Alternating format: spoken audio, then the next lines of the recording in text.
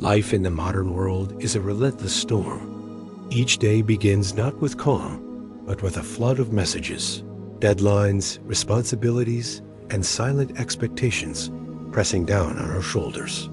The average person wakes up already behind, already running, already carrying stress before the first sip of morning coffee. We tell ourselves this is normal, that stress and anxiety are simply the cost of living today. Yet beneath the surface, the truth is harder to ignore. People feel lost, overwhelmed, and disconnected from any deeper sense of meaning. Look around, and you will see it everywhere. A young professional dreads opening emails, fearing criticism that stings more deeply than it should. A parent, exhausted from endless obligations, hides silent tears because there seems to be no space for rest or comfort. A student scrolls through endless feeds, drowning in comparison, wondering why happiness feels so out of reach. Beneath the polished surface of modern life, there lies a quiet epidemic: stress, insecurity, broken relationships, financial pressure, anxiety, loneliness. It is as if people are constantly searching for solid ground, but the ground keeps shifting. This is not weakness. It is not a personal failure. It is the condition of the times we live in. The speed of modern life pulls us away from our center. We are trained to chase goals without ever asking if they matter. We are rewarded for doing more, not for being more. And in the noise, the still voice within us, the one that whispers of peace, compassion, and freedom, is drowned out. We become strangers to ourselves. But here lies the turning point. What if the answers we seek are not out there, hidden in the next achievement, the next paycheck, or the next relationship? What if the answers are ancient, timeless, and waiting? Within, the teachings of the Buddha are not relics of the past, locked away in temples or scrolls. They are living wisdom, as relevant in a crowded New York apartment or a quiet Midwestern town as they were in the monasteries of India 2000 years ago. These teachings do not demand that you abandon your life, but that you see it more clearly. They show us how to breathe in the storm, how to reclaim the sanctuary of the present moment, how to find compassion, not just for others, but for ourselves. This journey is not about religion in the narrow sense. It is not about rituals or dogma. It is about rediscovering the art of living. It is about understanding suffering, not as a punishment, but as a teacher. It is about recognizing that our deepest pain often carries the seed of transformation. Through stories, metaphors, and timeless practices, the wisdom of Buddhism offers a way to transform fear into courage, envy into inspiration, stress into clarity, and loss into gratitude. What you are about to hear is more than words. It is a guide, a companion, a mirror. Across 10 parts, we will walk through the very struggles that weigh down the modern heart. The sting of harsh words, the frustration of difficult people, the poison of envy, the imbalance of self-criticism, the fear of harm, the inevitability of change, the chaos of life's rhythms, the fragility of trust, the blindness to gratitude, and finally, the need to surrender. Each step will bring both the pain and the solution. Each chapter will be a hand extended toward freedom. Stay with this journey. Let it move slowly, like water carving stone. Let the words settle into your breath, into your pauses, into the silent places where you most need healing. You are not alone in your struggles, and you are not powerless. There is a way forward, and it begins here, now, in this moment. There are moments when words cut deeper than any blade. A careless insult from a stranger, a harsh comment from a loved one, a criticism at work delivered without kindness. These are the stones thrown into the still water of our minds.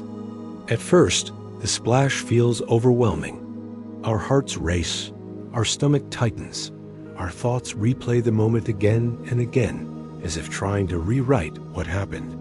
We feel judged, wounded, less than. This is the beginning of suffering created, not by physical harm, but by the invisible power of words. To understand this, imagine standing before a mirror. If someone throws paint onto the glass, your reflection becomes distorted, messy, unclear. You might feel frustrated, as if your very self has been damaged. But in truth, the paint is not you, and the mirror beneath is untouched. Hurtful words are like that paint. They obscure our clarity, but they do not define who we are. Yet most of us forget this. We mistake the temporary mark for our true identity, and so we suffer. Modern life makes this pain sharper. Words fly faster now. Social media ensures that a single insult can echo to thousands in an instant. Workplaces are competitive, and criticism is often harsh. Families, under stress, sometimes speak without care. In this environment, it feels impossible not to be bruised by language. We begin to walk as if on eggshells, fearing the next blow. We lose confidence, shrink inside ourselves, and live under the shadow of someone else's voice. But here lies the first doorway to freedom, the realization that words, no matter how sharp, are only vibrations in the air. They are sounds shaped by someone's mind, carrying their fears, their anger, their insecurities. They do not penetrate unless we invite them in. Just as a letter left unopened cannot harm us, words left ungrasped dissolve into nothing. The Buddha once taught that if someone offers you a gift and you do not accept it, the gift remains with the giver. The same is true of hurtful speech. Think of a time when someone insulted you, but you laughed it off or felt compassion instead of anger. In that moment, you tasted the truth. The words only carried the power you gave them. Your reaction created the suffering, not the sound itself. This is not to deny the sting we feel, but to reveal its true source. By seeing clearly, we take back control. To deepen this understanding, let us imagine a lake. When calm, it reflects the sky with perfect clarity. But when disturbed, ripples distort the reflection. The ripples are not the lake itself. They are only temporary movements. Our mind is that lake. Words are the stones tossed into it. The ripples will come, but the essence of the water remains pure. If we stop stirring the surface with clinging thoughts, the lake will return to stillness on its own. This is the nature of healing. Yet the question remains, why do hurtful words cling to us so tightly? Why do we replay them for days, weeks, even years? The answer lies in our attachment to identity. Deep down, many of us fear that the insult might be true. When someone calls us worthless, lazy, unattractive, or incompetent, it touches the fragile parts of ourselves we are not sure about. The wound is not created by the insult, but by the seed of doubt already within us. Words become like water poured onto dry soil, absorbed quickly, because the ground was thirsty. Here, the Buddhist path offers clarity. We are taught that our true self is not the collection of labels others place upon us. We are not our job title, not our appearance, not even our mistakes. At the deepest level, we are awareness itself, spacious, unshakable, luminous. Words cannot touch that. They can only stir the surface. When we meditate, when we practice mindfulness, we begin to see this directly. We learn to watch thoughts and emotions rise and fall like clouds passing through the sky. Hurtful words may trigger anger, sadness, or shame, but those feelings are not permanent. They pass, and behind them remains the vast sky of awareness. Untouched. Consider a story from the monasteries. A young monk was once insulted by a villager who called him foolish and useless. The monk carried the insult for days, heavy in his heart. Finally, he went to his teacher and confessed his pain. The teacher asked, "If a man offers you rotten fruit and you refuse to take it, to whom does it belong?" The monk replied, "It remains with the man who offered it." The teacher smiled. So too with insults. Why do you insist on carrying what was never yours? The monk understood, and his burden lifted. In our own lives, we can test this teaching. The next time someone speaks harshly, pause. Feel the sting without rushing to react. Ask yourself, whose pain does this really belong to? Often, we will see that the anger or cruelty behind the words comes from the speaker's own suffering. A colleague who lashes out may be drowning in stress. A partner who criticizes harshly may be wrestling with their own insecurity. A stranger's insult may be the echo of wounds we cannot see. To hold on to these words, as truth is to drink, poison meant for someone else. This shift in perspective does not mean we allow abuse. Boundaries are essential. Compassion for others does not require tolerating harm, but it does mean we stop letting words control our inner world. We choose whether to internalize them. We choose whether to let them shape our self-image. We choose whether to pass them on as anger to others or to transform them into compassion. This is true freedom. Think of the difference it could make in your daily life. Imagine opening an email filled with criticism, and instead of spiraling into self-doubt, you take a deep breath and remind yourself, this is someone's opinion, not the truth of who I. Imagine hearing gossip about yourself, and instead of burning with rage, you smile, knowing that the words are only echoes of another's mind. Imagine your child or your partner snapping at you in frustration, and instead of reacting with equal harshness, you respond with patience, recognizing the storm they are passing through. Each of these moments becomes a chance to practice. Each is a stone you choose not to carry. This practice grows stronger with time. At first, it feels difficult. The ripples of words seem uncontrollable. But with each moment of mindfulness, each act of letting go, the lake of your mind grows steadier. Slowly, you discover that no one else controls your peace. It is yours. This realization is like discovering a hidden sanctuary inside yourself, one that no insult can penetrate. And yet, this is only the beginning, because beyond individual words lies an even deeper challenge. The people who deliver them, the difficult individuals who test us again and again, they are the storms, not just the stones. To face them requires another layer of wisdom, another turning of the heart. But before we step into that next challenge, let us pause here. Let us breathe in the truth that words are not who we are. Let us feel the freedom of leaving the gift of insult with its giver. From this place of clarity, we can begin to see that every soul we meet, even those who hurt us, may be carrying a hidden gift for our growth. When we look back at the moments in our lives that have hurt us the most, many of them are not physical wounds, but words spoken in anger, judgment, or neglect. A memory of being called not good enough as a child, the sting of a partner's cruel remark, the dismissal from a boss who saw only mistakes. These echoes often stay with us longer than bruises ever could. Why is this? It is because words touch the heart of our identity, the fragile sense of who we believe ourselves to be. They press against our longing to be seen, valued, and loved. Yet the paradox is this: the words themselves are powerless. They are only carriers. What gives them power is the meaning we attach to them. Just as fire burns only when we feed it fuel, insults burn only when we feed them belief. If we starve them of our attention, if we allow them to drift past like clouds in a vast sky, they fade into nothing. This truth is not easy to accept at first, because we are trained to take words personally.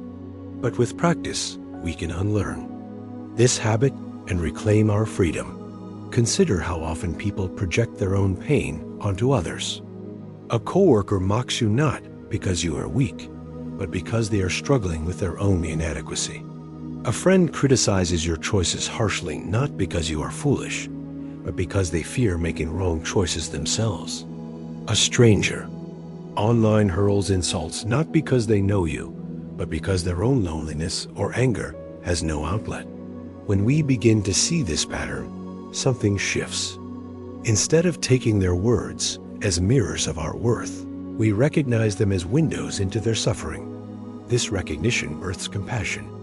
Imagine someone throwing mud at you. If you think the mud defines you, you will panic, rush to clean yourself, and perhaps even throw mud back.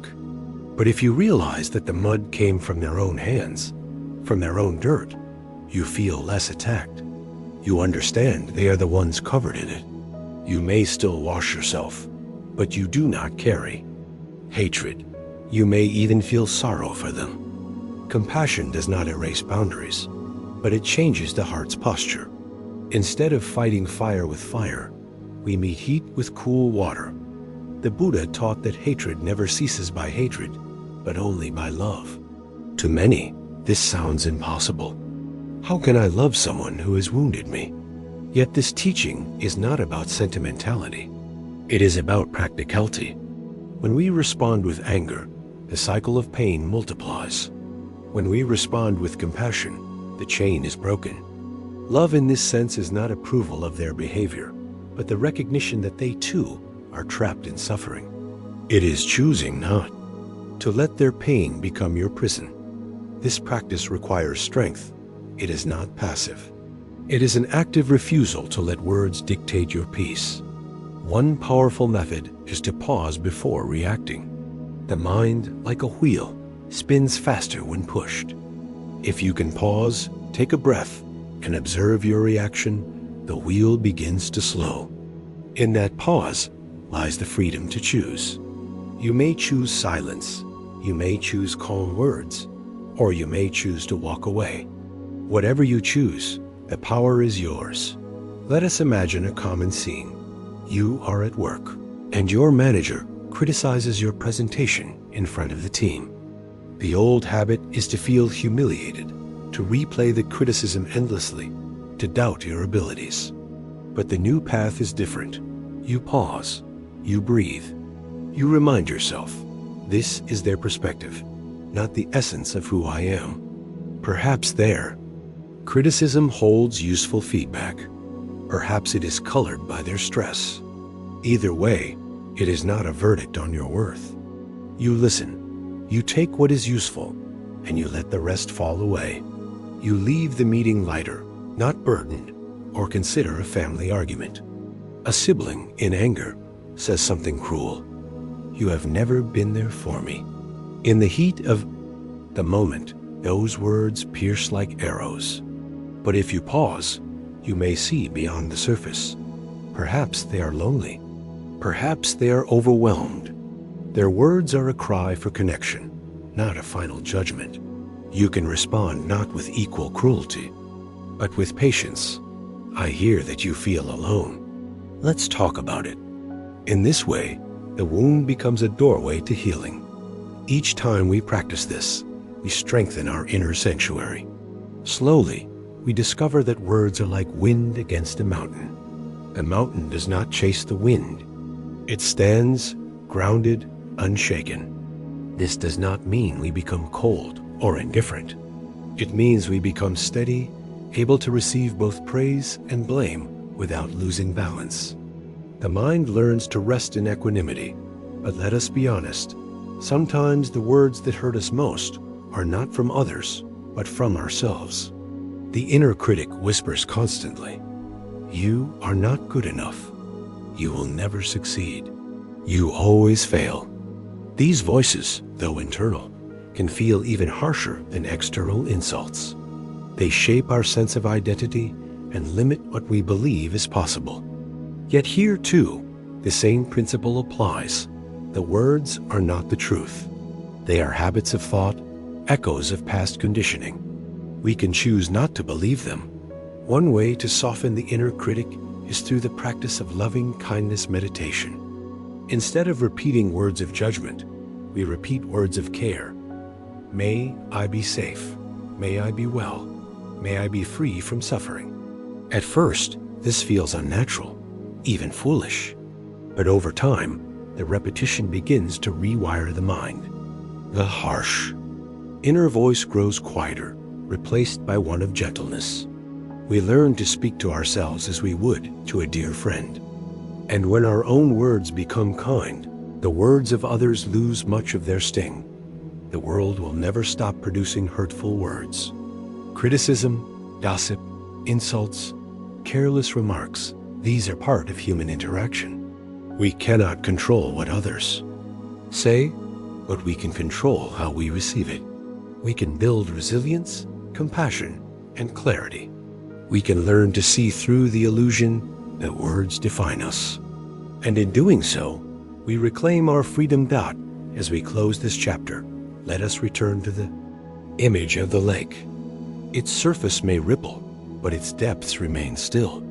When hurtful words strike, let them ripple without clinging. Let them pass. Remember that your essence is the still water beneath, unshaken, luminous, free. Carry this truth into your daily life, and you will find that words lose their power to wound you. And yet, the journey does not end here. For beyond the words lie the people who speak them. Beyond the ripples lie the storms themselves, the difficult individuals who challenge us, frustrate us, and test the limits of our patience. What if, instead of seeing them as enemies, we could see them as teachers? What if every soul we meet, no matter how hard, carries a lesson for our growth? This is the path we now step onto, to discover that every soul, even the difficult ones, is a teacher. Life places before us people who challenge us in ways we never expect. Some encourage us, some inspire us, and some push every button we have. They frustrate us, irritate us, and sometimes leave us questioning why they are even in our lives. It is easy to believe that these difficult individuals are obstacles standing in the way of our peace. Yet ancient wisdom offers us a different perspective. Every person we meet carries a lesson. Every soul, no matter how troubled or challenging, has something to teach us about ourselves, about patience, about compassion, and about the depth of our own practice. Asterisk to understand this, imagine an old oak tree standing tall on a windswept hill. Its branches are thick, twisted, scarred by storms. It does not stand strong in spite of the storms, but because of them. Each gust of wind forced its roots deeper into the ground. Each season of hardship carved its resilience into its bark. Without the storms, the oak would not be what it is. So too with us. The storms of human relationships, the arguments, the betrayals, the disappointments, are not just interruptions. They are the very forces that drive our roots deeper into wisdom. Think of the people in your life who test your patience the most. Perhaps it is a coworker who constantly undermines you, a family member who criticizes without end, or a friend who only seems to appear when they need something. Our first reaction is often resistance, wishing they would change, hoping they would disappear, or fantasizing about a life without them. But what if, instead of seeing them as intrusions, we began to see them as teachers? What if their difficult behavior was not a punishment, but an invitation? The Buddha once taught that patience is the highest ascetic practice. Not fasting, not wandering barefoot, not renouncing comfort's patience. And patience does not grow in isolation. It grows in the presence of those who test it. The person who irritates you is the one who gives you the chance to strengthen patience. The person who criticizes you harshly is the one who gives you the chance to deepen humility. The person who betrays your trust is the one who gives you the chance to learn forgiveness. In this way, every difficult soul becomes a silent master, shaping you into who you are meant to be. Consider the story of a monk who once asked his teacher how to cultivate compassion. The teacher told him to serve the most difficult people in the village, the angry, the bitter, the ones others avoided. The monk resisted at first, feeling it was unfair. But over time, he discovered something profound. In serving them, he faced his own pride, his own judgments, his own limits. He learned that compassion was not about serving those who were easy to love, but those who challenged his love. That is where true compassion was born. We often believe growth comes from comfort, but comfort rarely changes us. It is discomfort that stretches the heart. Think of a muscle. Without resistance, it grows weak. With resistance, it grows strong. Difficult people are that resistance. They reveal the places in us that remain tender, reactive, unhealed. They hold up a mirror that shows us not who they are, but who we still need to become. Let us ground this in ordinary life. Imagine driving and another car cuts you off recklessly. Anger flares instantly. You think, how dare they? But if you pause, you might realize that your anger reveals your attachment to control. You wanted the road to be safe, predictable. The reckless driver is your teacher, reminding you that life is never fully under control, and patience is your path. To peace. Or consider a workplace scenario. A colleague constantly takes credit for your ideas. You feel rage, resentment, and helplessness. Yet this situation is a teacher in disguise. It forces you to clarify your values. Will you cling to recognition, or will you continue to create? From integrity regardless of applause? The colleague becomes the sandpaper that polishes your humility. The weight that strengthens your resilience. Family offers perhaps the hardest lessons. Parents who did not nurture us, siblings who judge. Children who defy us. These relationships cut to the core. Yet even here, the teaching is alive. The neglect of a parent may teach us how deeply we long to give love ourselves. The criticism of a sibling may teach us the strength of forgiveness. The defiance of a child may teach us the depth of patience we never knew we had. Does this mean we must tolerate all harm? No. Boundaries are part of wisdom. To learn from difficult people does not mean we allow abuse or accept injustice. It means we shift the story. Instead of seeing them as enemies destroying our peace, we see them as teachers sharpening our spirit. We may still step away. We may still protect ourselves. But even in doing so, we acknowledge the lesson they brought us. The shift from resentment to gratitude is not immediate. At first, it feels impossible. Gratitude for the one who hurt me? Gratitude for the one who betrayed me? And yet, when we look back years later, we often see clearly. Without that challenge, we would not have grown. Without that storm, our roots would not be as deep. Gratitude emerges not in the moment of pain, but in the hindsight of growth. When we begin to trust this process, even the hardest encounters lose some of their sting. Imagine standing before a mountain. Its surface is jagged, rough, harsh. But the mountain itself is majestic, stable, unmovable. Difficult people are like that mountain. At first, we only see the jagged edges. But if we step back, we see the grandeur. They are part of the landscape of our growth, shaping us in ways we cannot always see. This perspective transforms daily life. Suddenly, the annoying neighbor who complains becomes an invitation to practice patience. The boss who criticizes harshly becomes an invitation to practice humility. The partner who pushes our buttons becomes an invitation to practice compassion. Each one is a stepping stone, a hidden lesson, a chance to deepen our practice. The truth is, we are all difficult people in someone else's story. Each of us has been the storm in another's sky. Recognizing this humbles us. We are not separate from those who challenge us. We are part of the same web, learning from one another. When we see this, judgment softens and compassion grows. To walk this path is to transform our entire outlook. Life no longer feels like a battlefield of enemies to defeat, but a school of teachers to learn from. Every encounter becomes sacred. Every frustration becomes meaningful. Every relationship becomes a mirror. And slowly we realize the world is not against us. The world is shaping us. As we close this first half of our exploration, Let us pause with the image of the oak tree. Once more, its strength is not in avoiding storms, but in embracing them. So too with us. The difficult souls in our lives are not barriers. They are the storms that carve our strength, the teachers that deepen our compassion, the mirrors that show us our own unfinished work. If we can embrace this truth, we will no longer fear them. We will welcome them as part of our sacred journey. But this is only the beginning. For while we learn from difficult people, another shadow lurks within us.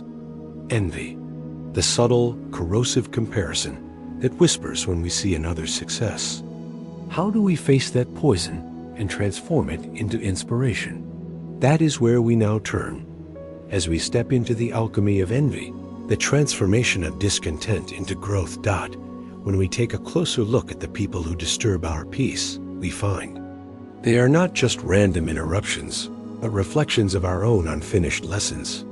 The neighbor who gossips reveals our own attachment to reputation. The boss who criticizes reveals our fragile need for approval.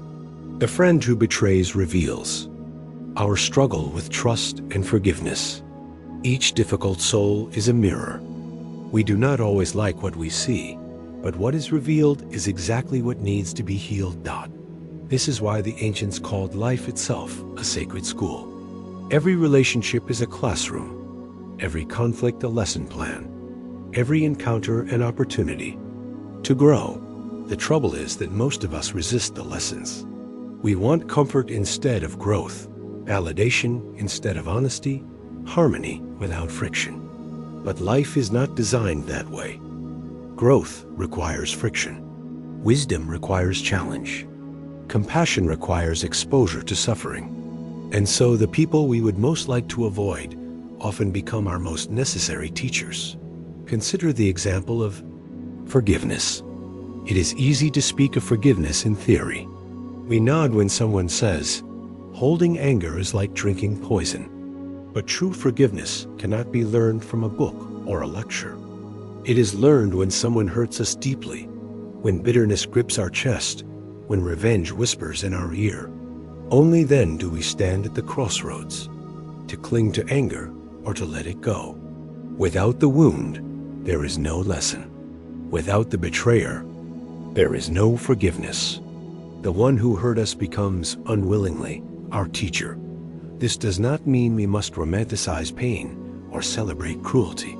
The point is not to excuse harmful behavior, but to reframe how we respond to it.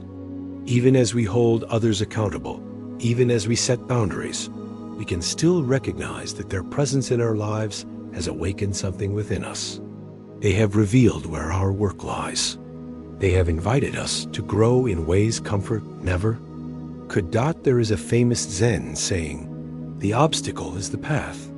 The difficult person is that obstacle. They block our way, frustrate our plans, and challenge our patience. But if we turn toward them rather than away, we discover they are not blocking the path. They are the path. They are the very ground on which we learn humility, strength, and compassion. Think about envy in relationships. When a friend succeeds while we struggle, jealousy rises. We may resent them, avoid them, or belittle their achievement in our minds. Yet this very jealousy is a lesson. It shows us our own insecurity, our own hunger for validation. A friend, unknowingly, becomes our teacher.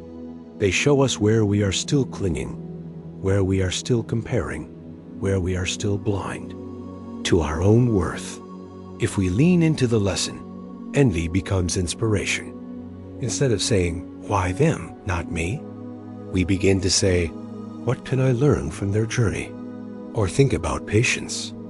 No one develops patience in solitude. Patience grows only in the presence of delay, frustration, and irritation. The crying child, the slow cashier, the forgetful parent, these are the true instructors of patience. Without them, the word patience would be meaningless. At times, the lessons come disguised as deep wounds. Perhaps a trusted partner betrayed you. Perhaps a close friend turned their back on you. The pain feels unbearable. And yet, years later, you may look back and see how that moment changed you. It pushed you to find strength you did not know you had. It forced you to rely on your own inner resources. It taught you discernment, self-respect, resilience. Would you have chosen the wound? Never. But did the wound carry a lesson? Always. This perspective requires courage. It is easier to stay in resentment, to blame others for our suffering.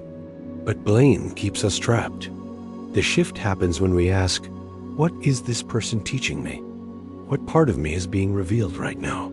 This question turns pain into wisdom. It does not erase the hurt, but it transforms the way we hold it. One of the deepest teachings of Buddhism is interdependence, the truth that all beings are connected, that we shape each other in countless ways. Difficult people are part of that web. They are not separate from our journey. They are essential to it. Just as the oak tree cannot grow strong without storms, we cannot grow wise without challenges. And so, instead of cursing the storm, we bow to it. Instead of wishing away the difficult souls in our lives, we thank them quietly in our hearts. Not because they were kind, but because they taught us something only they could teach. Gratitude, in this sense, is not about approving their actions. It is about recognizing the gift hidden within the struggle. This shift does not happen overnight. It is a practice. The next time someone frustrates you, pause and ask, what lesson is being offered here? At first, you may resist the question, but with time, it becomes a doorway. Suddenly, every encounter becomes meaningful.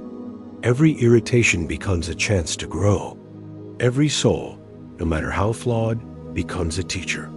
And here lies the beauty. When we see others as teachers, we soften. We begin to carry less anger, less bitterness, less resentment. We move through life with curiosity instead of judgment, openness instead of defense. Our relationships change. Our hearts expand. And slowly, we discover that the very people we once wished away have shaped us into who we were meant to become. As we close this chapter, let us carry forward the image of the oak tree once more. Its twisted branches, scarred by storms, are not marks of weakness, but of resilience. Each storm was a teacher, each gust of wind a lesson, each scar a testimony to growth. So too with the people in our lives. They are the storms that shape us, the teachers who reveal us, the mirrors who guide us toward wisdom. When we see them this way, we no longer ask, why me? We begin to ask, what am I learning? And in that question, suffering begins to transform into freedom. With this understanding, we are ready to face another subtle challenge of the human heart: envy. That quiet whisper that tells us we are less when others succeed. That corrosive comparison that eats away at joy. How can we transform envy into inspiration, discontent into growth? This is where we turn next, as we step into the alchemy of envy, the art of seeing another's success as a spark for our own awakening. There is a quiet voice that rises in the heart when we see someone else succeed. It is not always joy. Sometimes it is envy. A colleague gets the promotion we hoped for, and our stomach twists. A friend buys the home we dreamed of, and a shadow crosses our joy. A stranger online shows a life of beauty and wealth, and suddenly our own life feels small. Envy whispers, why not me? Why am I left behind? Why am I less? This feeling is universal. It is as old as humanity itself. In every culture, in every age, people have looked upon the success of others with a mixture of admiration and pain. To be human is to compare, and yet comparison is a double-edged sword. It can inspire or it can destroy. It can motivate us to grow or it can trap us in bitterness. The difference lies in how we hold the feeling. Envy, when misunderstood, becomes poison. It corrodes our joy, blinds us to our blessings, and fuels resentment. We begin to see others not as companions on the path, but as rivals to defeat. We measure our worth against theirs, forgetting that each life is a unique journey. And the more we cling to this comparison, the emptier we feel. No matter how much we achieve, it is never enough, because there will always be someone with more. Wealth, more recognition, more beauty, more influence. But envy, when understood, becomes alchemy. It becomes a fire that can burn away pride, laziness, and fear. It becomes a mirror, showing us what we secretly long for. And it becomes a compass, pointing us toward the virtues we need to cultivate. The success of others can either chain us in resentment, or it can free us into growth. The choice is ours. Imagine a young artisan watching a master craftsman at work. The master's hands move with grace, shaping wood into beauty. The artisan feels a pang of envy. He could allow that envy to turn into bitterness, saying, "It is unfair. I will never be as good." Or he could transform it, asking, what discipline did the master cultivate? What patience did he embody? What dedication fueled his art? In that moment, envy turns into inspiration. It is no longer about what he lacks, but about what he can learn. This is the alchemy of inspiration, turning envy into fuel for growth. The Buddhist path encourages this shift. Instead of clinging to what others have, we reflect on the causes and conditions that allowed their success. We ask, what seeds did they plant? What virtues did they nurture? And then, instead of resenting, we begin planting our own seeds. Their success becomes proof that such a harvest is possible. Even for us, think of a friend who lives with joy and calm. Instead of envying their peace, we can ask, what habits support that calm? Perhaps they meditate daily. Perhaps they practice gratitude. Perhaps they have learned to let go of comparison. In seeing their peace, we glimpse what is possible for ourselves. Their life becomes a teaching, a roadmap, a living invitation. Modern culture makes envy especially sharp. Social media magnifies the comparison. We see not only our neighbor's new car, but 1,000 strangers' vacations, homes and successes, all edited to look perfect. We scroll and feel small. We compare our unfiltered lives with the highlight reels of others. No wonder envy thrives. But here, too, lies an opportunity. Every image that triggers envy can be transformed into practice. Instead of shrinking, we expand. Instead of asking, why not me? We ask, what can I learn? Envy is also a teacher of humility. When we see someone better than us in some way, it reminds us that we are not the center of the universe. It punctures the illusion of superiority. This can be painful, but it is also liberating. We do not have to be the best at everything. We do not have to carry the heavy burden of comparison. We can admire without competing. We can respect without resenting. This transformation requires mindfulness. The moment envy arises, we must catch it. We must see it clearly before it hardens into bitterness. We can pause, breathe, and name it. This is envy. By naming it, we create space. And in that space, we can choose. Do I let this envy poison me? Or do I let it guide me? Do I close my heart? Or do I open it? The practice of mudita, or sympathetic joy, is the antidote to envy. It is the practice of rejoicing in the happiness of others.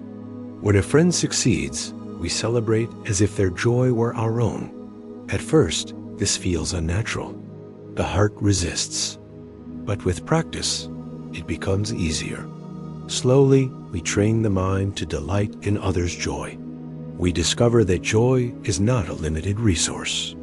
The more we share in it, the more it grows. Imagine this shift in daily life. A colleague is praised. Instead of shrinking, you smile and think, may their joy continue. A friend buys a new home. Instead of resenting, you think, may their home bring them peace. A stranger online shares their success. Instead of comparing, you whisper, "May they be well." Each time, the envy loses power. Each time, your heart grows lighter. Over time, this practice reshapes the way we see the world. Instead of a battlefield of rivals, the world becomes a garden of teachers. Each person's success is a flower blooming. Each bloom reminds us that the soil of possibility is fertile. If it can grow there, it can grow here. If it can grow for them, it can grow for us. We are not in competition. We are in community. As we live this way, gratitude and inspiration begin to replace resentment. We see that others' success does not diminish us. It expands us. Their light does not cast us into shadow. It shows us the way. And as envy transforms into inspiration, our lives become richer, fuller, freer. This is the invitation of the Buddhist path, to turn poison into medicine, envy into joy, comparison into compassion. It is not easy, but it is possible. And each time we make this choice, we move closer to freedom. Yet envy is not the only poison. Another shadow lies within us, the way we treat ourselves and others with imbalance. Some of us are harsh with ourselves, driving with endless criticism. Others are harsh with those around us, quick to judge, slow to forgive. How do we find the balance between self-discipline and compassion? That is where we turn next, as we explore the path of being firm with ourselves, while gentle with others, a balance that leads to peace and harmony. When envy arises, it does not always announce itself loudly. Sometimes it hides in small moments. The hesitation before congratulating a friend, the quiet discomfort when hearing good news from a colleague, the subtle judgment of someone who seems too happy. Envy is often disguised. It wears masks of criticism, indifference, or even false praise. And yet, beneath the mask, it is the same wound, the fear of not being enough. This is why envy can be such a powerful teacher. It shines a light on the places where we still doubt our worth. If someone's beauty makes us feel ugly, it reveals our fragile relationship with our body. If someone's success makes us feel small, it reveals our unhealed fear of failure. If someone's joy makes us restless, it reveals our struggle to accept our own life. In this way, envy is not an enemy, but a messenger. It tells us exactly where healing is needed. Instead of rejecting the feeling, we can welcome it. We can sit with envy as we would sit with a teacher. We can ask, what is this showing me? What does this envy reveal about my own desires, my own insecurities, my own path? In this way, the sting of comparison becomes the spark of self-discovery. Imagine seeing someone who has achieved what you long for, a happy family, a flourishing career, a sense of peace. Envy may rise, but instead of saying, why them? You ask, what qualities allowed them to reach this place? What can I learn from their discipline, their choices, their way of being? This shift transforms the feeling. It is no longer a wound.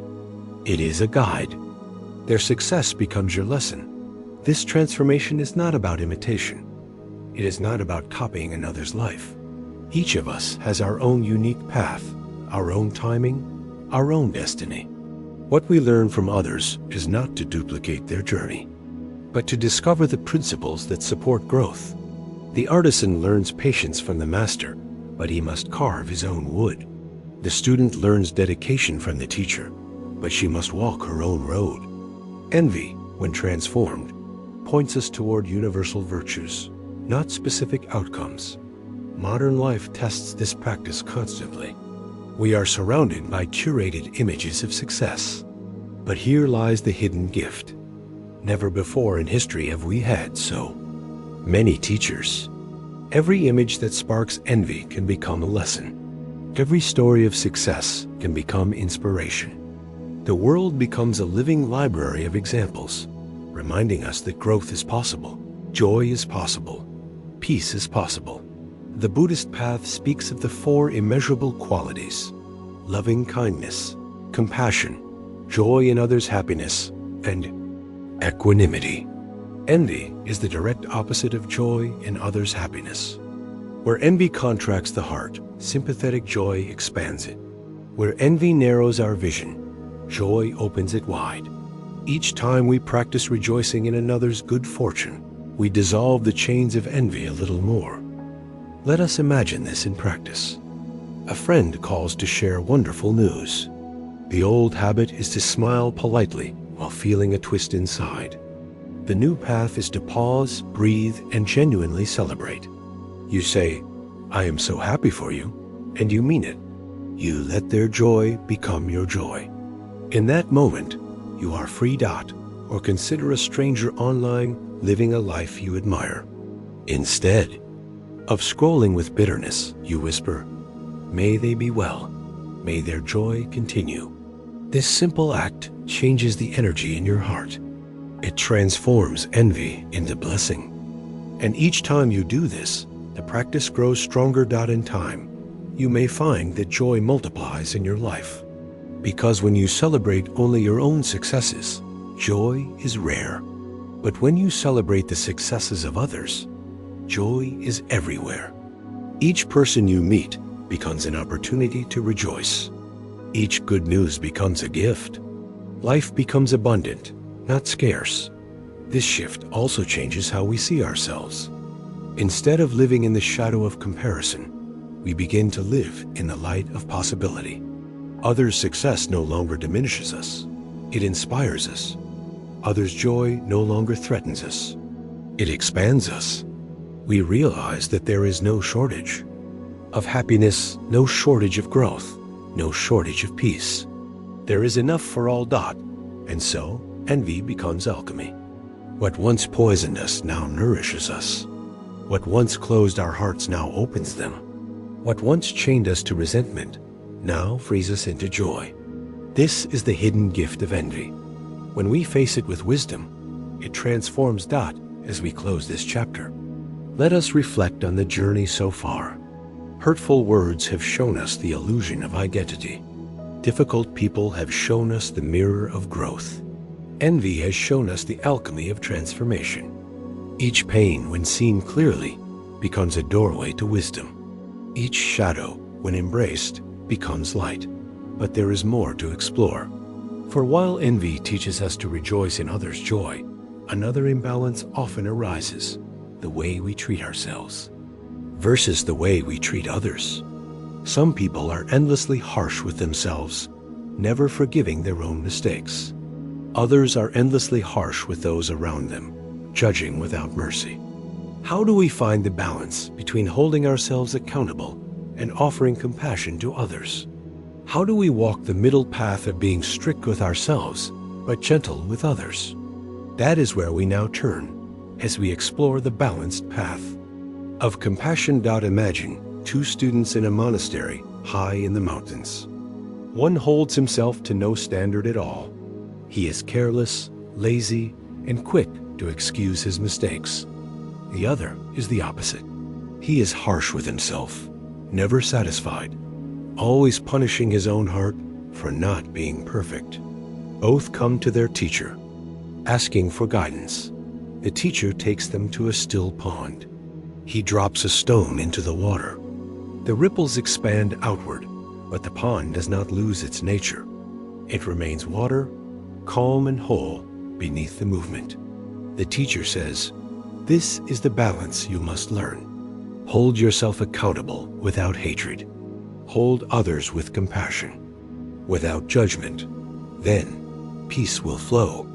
In our daily lives, we often fall into one of these two extremes. Some people excuse themselves constantly, blaming the world for their mistakes. Others crush themselves under the weight of impossible expectations. Both paths lead to suffering. The first breeds arrogance and denial. The second breeds shame and despair. The middle way calls us to a balance, firm with ourselves, gentle with others. Why is this balance so hard? Because we are wired to reverse it. We are lenient with ourselves while judging others harshly. Or we forgive others easily while turning cruelty inward. Rarely do we find the steady ground where we hold ourselves to truth and hold others with kindness. Yet this balance is the essence of compassion. Not to be firm with ourselves means we take responsibility. We do not excuse our harmful words or actions. We admit when we are wrong. We commit to growth. But firmness does not mean cruelty. It does not mean replaying our mistakes endlessly or labeling ourselves as failures. It means looking at ourselves honestly, acknowledging the ripple we caused, and learning without drowning in shame. To be gentle with others means we recognize their humanity. We see that they too struggle. We remember that behind every harsh word or foolish act is a person carrying unseen burdens. Gentleness does not mean allowing abuse or ignoring harm. It means responding from understanding instead of judgment, from patience instead of anger. Let us bring this into real life. Picture a young professional who makes a mistake at work. His report contains errors. The old habit is to hide it, to blame someone else, or to collapse into shame. The balanced path is different. He admits the mistake, corrects it, and learns from it. He does not label himself stupid or incompetent. He says, I made a mistake, but I am learning. Firmness with himself guides growth. Gentleness with himself prevents despair. Now picture a friend who forgets your birthday. The old habit is to feel slighted, to withdraw, to lash out. The balanced path is different. You remember that everyone is busy, everyone is human. You acknowledge. You're hurt, but respond with kindness. You say, I missed hearing from you, but I know life is full. I'm glad we're friends. Gentleness with them keeps the bond alive. The Buddha spoke often about the two wings of the bird, wisdom and compassion. Wisdom without compassion becomes cold, rigid, and sharp. Compassion without wisdom becomes weak, enabling, and blind. Only with both wings can we fly. To be firm with ourselves is wisdom. To be gentle with others is compassion. Together, they create balance. The challenge is that our culture often praises the opposite. We live in a world of judgment, where criticizing others is easy entertainment, and where perfectionism is disguised as virtue. We are told to push ourselves harder, to never rest, to always demand more. At the same time, we are quick to gossip about others, to highlight their flaws, to dismiss their struggles. No wonder we feel unbalanced. Asterisk, but the path of balance invites us to step out of this cycle. It invites us to live differently, to turn the mirror inward with honesty, and to turn outward with gentleness. Imagine a society where this was the norm. Leaders who would make mistakes instead of hiding them. Families where siblings forgive each other quickly. Workplaces where accountability is firm, but delivered with respect. The ripple effect would be profound. This balance also applies to parenting. Parents who are too harsh with children crush their spirit.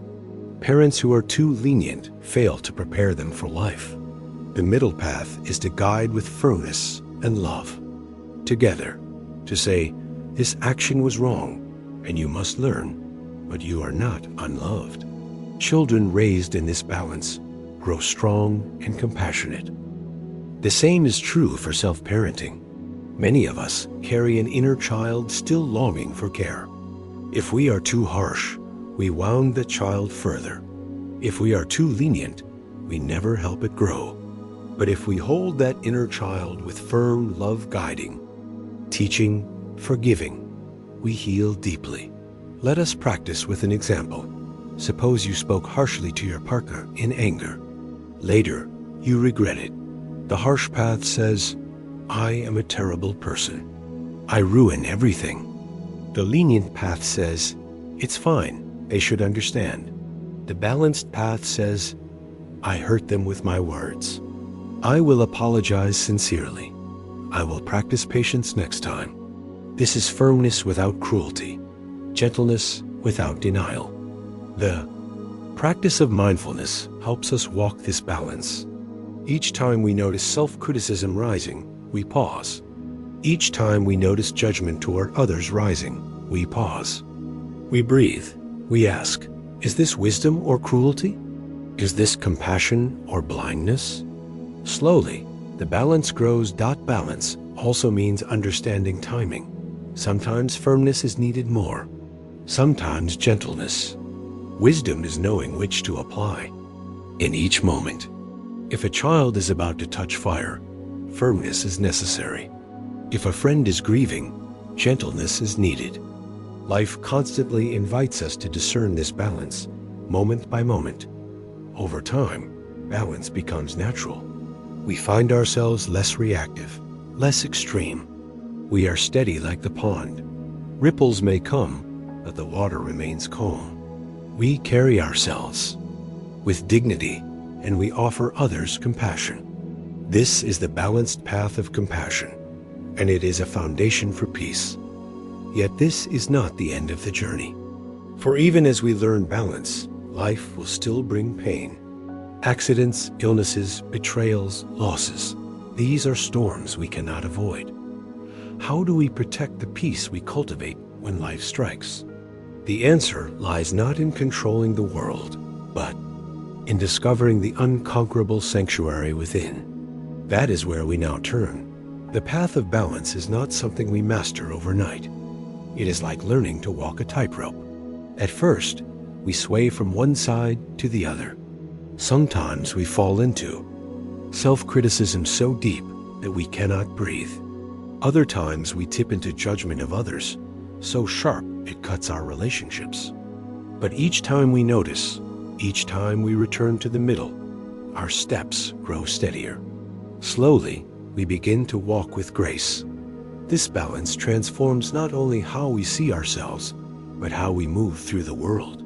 When we are firm with ourselves, yet gentle with others, something remarkable happens. Trust begins to grow. People around us feel safe because they sense that we will hold ourselves accountable and treat them with kindness. They see that our words are not weapons, and our actions are guided by integrity. This creates harmony in families, workplaces, and communities. Let us imagine a workplace where everyone practices this balance.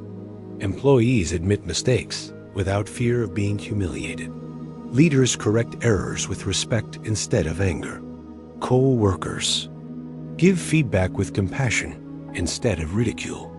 The result would not be weakness, but strength. Productivity would grow, not because of fear, but because of trust. This is the power of balanced compassion applied in daily life. The same applies in relationships. Many conflicts arise because partners are harsher with each other than they are with themselves, or the opposite. One partner demands perfection in themselves, but dismisses the needs of the other.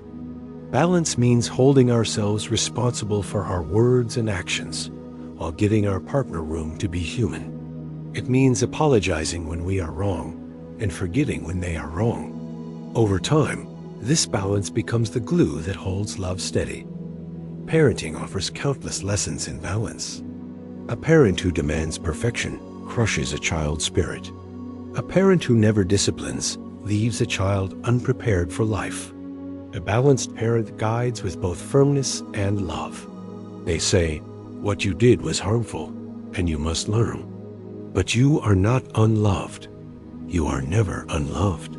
Children raised in this way learn responsibility without shame, freedom without recklessness. They carry this balance into adulthood, shaping the next generation. But perhaps the hardest place to practice balance is within ourselves. We live with our own mistakes, day and night. It is easy to fall into the trap of replaying our failures. Like a film on endless repeat, we tell ourselves we are not enough, that we are unworthy, that we will never improve. This is cruelty disguised as honesty. True honesty says, I made a mistake, but I am learning. I can grow. This is firmness that guides, not cruelty that destroys. On the other side, some of us excuse ourselves endlessly. We avoid responsibility. We say, "That's just how I am." This is leniency disguised as kindness. True kindness says, "I forgive myself, but I will do better." It is compassion that supports growth, not denial that avoids it. The balance is not a static point, but a living practice. It requires awareness in every moment. It asks us to check our tone when speaking to a loved one. It asks us to reflect after a hard day. Was I too harsh with myself? Was I too harsh with others? With each reflection, we correct our course. Buddhist teachings remind us that balance is not found by forcing, but by releasing extremes. The middle path is the way of freedom. When we cling to self-hatred, we suffer. When we cling to judgment of others, we suffer. But when we release these extremes, we discover a gentleness that is also strong, and a strength that is also kind. One story tells of a monk who asked his teacher how to treat himself. The teacher handed him a lute. If the string is too tight, it will snap. If the string is too loose, it will not play. Only when the string is tuned just right will the music flow. The monk understood. The mind and heart are like that lute. Too much harshness and we break. Too much leniency and we never grow. Balance creates harmony, and harmony creates peace. As we practice this balance, we begin to notice its ripple effects. Our inner world becomes steadier. We no longer ride the wild swings of pride and shame. Our relationships soften. People trust us more because they know we will treat them fairly. Even our view of strangers changes. We become slower to judge, quicker to understand. In short, balance makes us more human. Yet no matter how much balance we cultivate, life will still test us. The world does not stop for our inner peace. Illness comes, loss comes, criticism comes. Accidents happen. We cannot prevent the storms of life, but balance gives us a foundation to withstand them. When we are steady inside, we are less shaken outside, and this leads us to a deeper truth. There exists within each of us a sanctuary that cannot be touched by the chaos of the world, a place beyond praise and blame, beyond success and failure, beyond pain and pleasure. It is unconquerable, indestructible, free. To find it, we must go beyond balance with others and discover peace within ourselves. This sanctuary is the next step of our journey.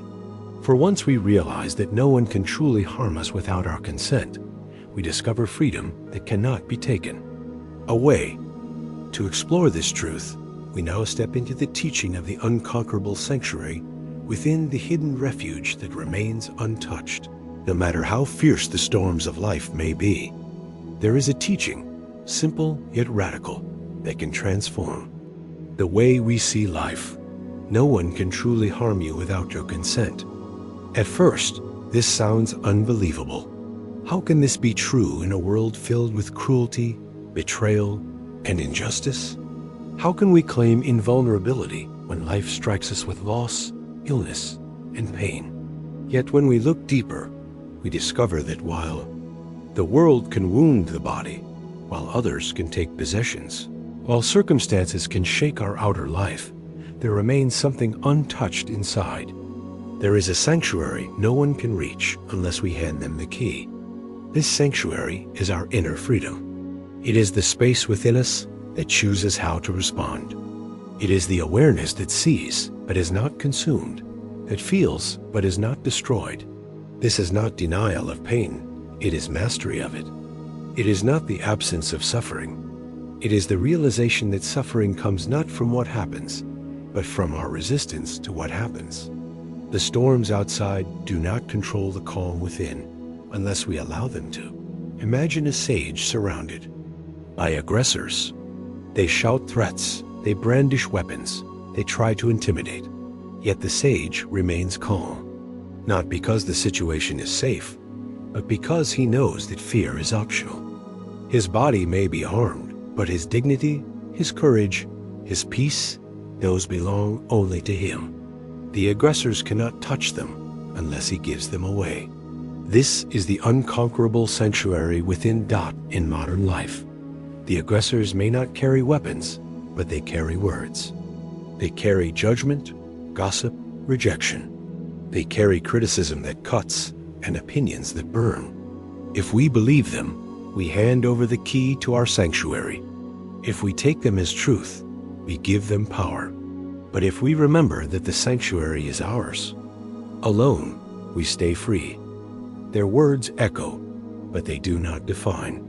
Their judgments knock at the door, but we need not open. Asterisk, this inner freedom is not about indifference. It does not mean we stop caring. It means we care from strength, not weakness. It means we engage with the world without being imprisoned by it. A person who has found this sanctuary can love deeply without fear of rejection. They can work hard without being enslaved by success or failure. They can speak truth without being crushed by criticism. They are free because they have discovered that peace is an inside job. Consider a common example. You lose a job. The world tells you that your worth is tied to your career. Fear rises, shame creeps in. But in that moment, you have a choice. You can hand over the key to your sanctuary, letting the loss define you. Or you can remember, my worth is not my job. My peace does not depend on a title. My dignity is untouched. From this sanctuary, you begin again not broken, but free. Or imagine someone betrays you. A friend lies, a partner leaves, a colleague undermines. Pain is real, but suffering comes from the story we tell ourselves. I am worthless. I am unlovable. I am ruined. These thoughts are the thieves at the gate. If we let them in, they plunder our peace. But if we guard the sanctuary, we see the truth. Their betrayal speaks of their pain, not our value. They may wound the outer life, but the inner life remains ours to protect. The Buddha taught that pain is inevitable, but suffering is optional.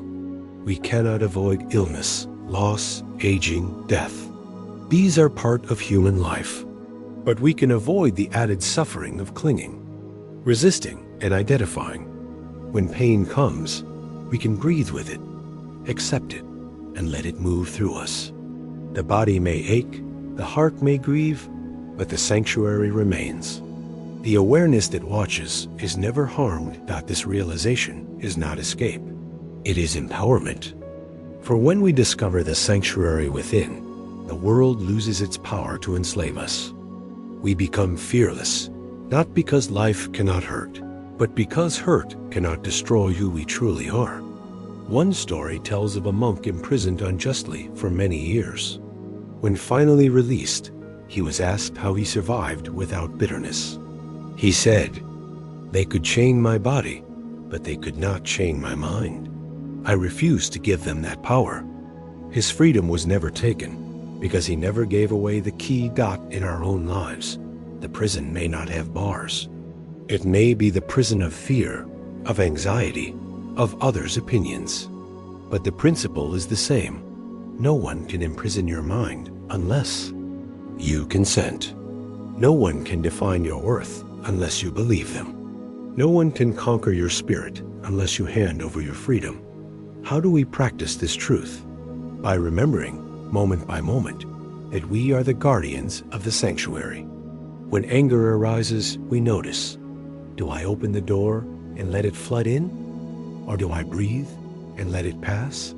When criticism strikes, we ask, do I let this define me? Or do I hold to the truth of who I am? When loss comes, we whisper, this hurts, but my essence is untouched. Each moment is a chance to practice. Meditation is one way to strengthen this sanctuary. Sitting in stillness, watching the breath, we learn to witness thoughts without being ruled by them. We see anger arise and fade, fear arise and fade, joy arise and fade. We discover that awareness itself does not change. It is like the sky, vast and untouched by the passing clouds. The more we sit in this awareness, the stronger the sanctuary becomes. Daily life also offers practice. When stuck in traffic, we can choose frustration or peace. When insulted, we can choose reaction or patience. When facing failure, we can choose despair or resilience. Each choice is a brick in the walls of our sanctuary. Each moment builds strength. Over time, we find that we no longer live at the mercy of the world. Praise does not inflate us. Blame does not crush us. Gain does not enslave us. Loss does not destroy us. We become steady, free, unshakable. This is the unconquerable sanctuary within. And yet, life will always bring change. The sanctuary does not stop the river of time from flowing. It does not prevent loss, death, endings. What it does is give us a place to stand while the river moves. And this leads us to the next truth. Embracing change, not as a curse, but as the flow of life itself. The image of the sanctuary within is not meant to suggest that life will be free of struggle. Storms will still come. Words will still sting. Bodies will still age. Loss will still pierce the heart. But the difference lies in how we meet these storms. With the sanctuary intact, we meet them not as victims, but as witnesses. We suffer less. Because we no longer hand away our freedom. Let us imagine a farmer whose entire crop is ruined by an unexpected flood. His neighbors grieve for him, expecting him to collapse in despair. Yet he smiles gently and says, "The water has taken my field, but it has not taken my spirit. I will begin again." His body must work again. His hands must labor again. But his inner self remains untouched. This is the power of the sanctuary. The flood can take his harvest, but it cannot take his peace unless he gives it away. We see this truth in countless quiet acts of resilience. The woman who loses her job, but chooses to see it as a chance to reinvent herself. The man who is betrayed, but chooses to respond with dignity instead of revenge. The patient in pain who chooses gratitude for each breath instead of bitterness. These are not extraordinary saints. They are ordinary people who discovered the extraordinary strength of refusing to surrender their inner freedom. To live this way requires constant practice. The world is relentless in its attempts to breach the sanctuary. Advertisements tell us we are not enough unless we buy more. Social media tells us we are not enough unless we compare better. Voices from childhood tell us we are not enough unless we succeed. These are the thieves at the gate. If we are unmindful, we let them in. But if we remain watchful, we recognize them for what they are. Illusions, not truths. One powerful practice is the pause. When something painful happens, a harsh word, a sudden loss, a disappointment, we pause. We breathe. We ask, do I let this define me, or do I hold to my sanctuary? In that pause lies the choice between freedom and bondage. Most suffering comes not from the event itself, but from our immediate reaction. The pause gives us back the key. Another practice is gratitude. Gratitude strengthens the sanctuary because it shifts our attention. Instead of focusing on what was lost, we focus on what remains. Gratitude does not deny pain. It puts pain in perspective. A person who practices gratitude cannot be conquered easily because they always see beyond the wound. They always find light, even in the darkest room. This sanctuary is also built by remembering impermanence. All things pass, pleasure and pain, success and failure, praise and blame. If we cling to any of them, we suffer. But if we remember that everything is temporary, we remain free. The insult fades, the loss fades. Even the deepest grief softens. With time, to anchor ourselves in what is unchanging awareness itself is to live in freedom. The story is told of a king who asked his wise minister for a phrase that would comfort him in sorrow and humble him in pride. The minister gave him a ring engraved with 4 words, "This too shall pass." This truth protects the sanctuary. It reminds us that no storm lasts forever. No triumph defines us forever. We are more than the changing weather of life. Some may ask, does this inner sanctuary need we withdraw from the world, indifferent to its suffering? The answer is no. The sanctuary does not make us cold. It makes us strong enough to act. When we are no longer enslaved by fear or anger, we can respond with clarity. We can stand against injustice without hatred. We can comfort others without drowning in their sorrow. We can give freely without expecting return. True compassion arises not from weakness, but from strength. Imagine a doctor working in a hospital filled with suffering. If she allows every death to break her completely, she will collapse. If she hardens her heart to feel nothing, she becomes cold. But if she rests in the sanctuary within, she can weep with the grieving, comfort the sick, and continue her work. With love, her heart is open, but her spirit is unbroken. This is the balance the sanctuary provides in daily life. We too can embody this strength. When insulted, we can respond not with revenge, but with calm. When criticized, we can listen for truth without losing dignity. When facing loss, we can grieve without despair. Each of these moments is a victory of the sanctuary. Each is a declaration. You may shake my world, but you cannot take my spirit. This does not mean we never feel pain. Pain is natural. Tears are natural. Anger may rise, fear may come. But within the sanctuary, we do not become these emotions. We feel them fully, then let them pass. We remain anchored in awareness, like a mountain watching storms sweep across its slopes. The mountain does not chase the storm. It endures, steady and vast. And here lies the deepest freedom. Once we realize that nothing outside can conquer us, fear begins to dissolve. We stop fearing criticism because it cannot touch our essence. We stop fearing loss because what truly matters cannot be taken. We stop fearing death itself because awareness is not bound by time. This is the secret of the unconquerable sanctuary within Dot. As we close this chapter, let us reflect on the journey so far.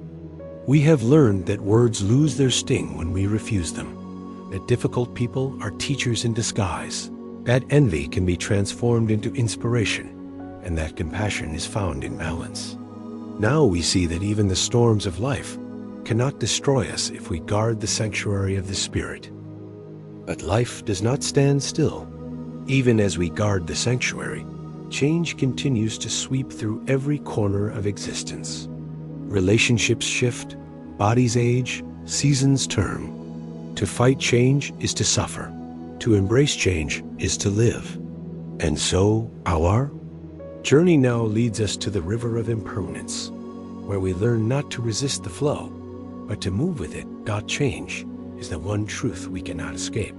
From the moment we are born until the moment we die, everything around us shifts, flows, and transforms.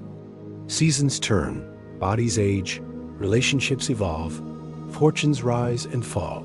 Nothing stays the same. Yet for most of us, change is the very thing we resist the most. We cling to the comfort of what we know. We fear the uncertainty of what is to come. And in that clinging, we suffer. Imagine holding a handful of sand. If you grip it tightly, it slips through your fingers. If you hold it gently, it rests in your palm. Life is like that sand. When we clutch at it, desperate to keep it from changing, we lose it. When we hold it gently, accepting its flow, we find peace. Our suffering often arises not from change itself, but from our refusal to accept it. A loved one grows distant, and instead of adjusting, we cling to how things used to be. A job ends, and instead of seeing a new beginning, we lament what was lost. Our bodies age, and instead of embracing the wisdom of years, we fight against the inevitable.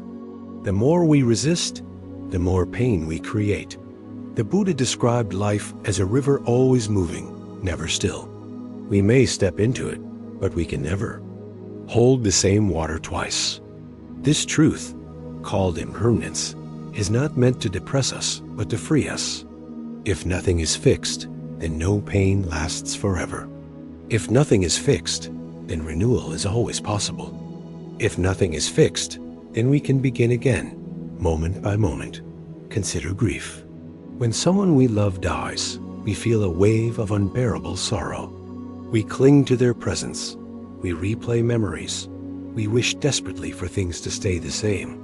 The pain of loss is real, but suffering deepens when we refuse to accept that life has changed. Healing begins the moment we stop saying, "It should not be this way," and begin whispering, "It is this way, and I will walk through it." This acceptance does not erase grief, but it softens it. It allows the river to carry us forward. Instead of drowning us, the same is true for joy. Many of us fear that happiness will fade, and so we cling to it desperately. We try to capture it, freeze it, hold it still. But joy, too, is impermanent. The more we cling, the faster it slips away.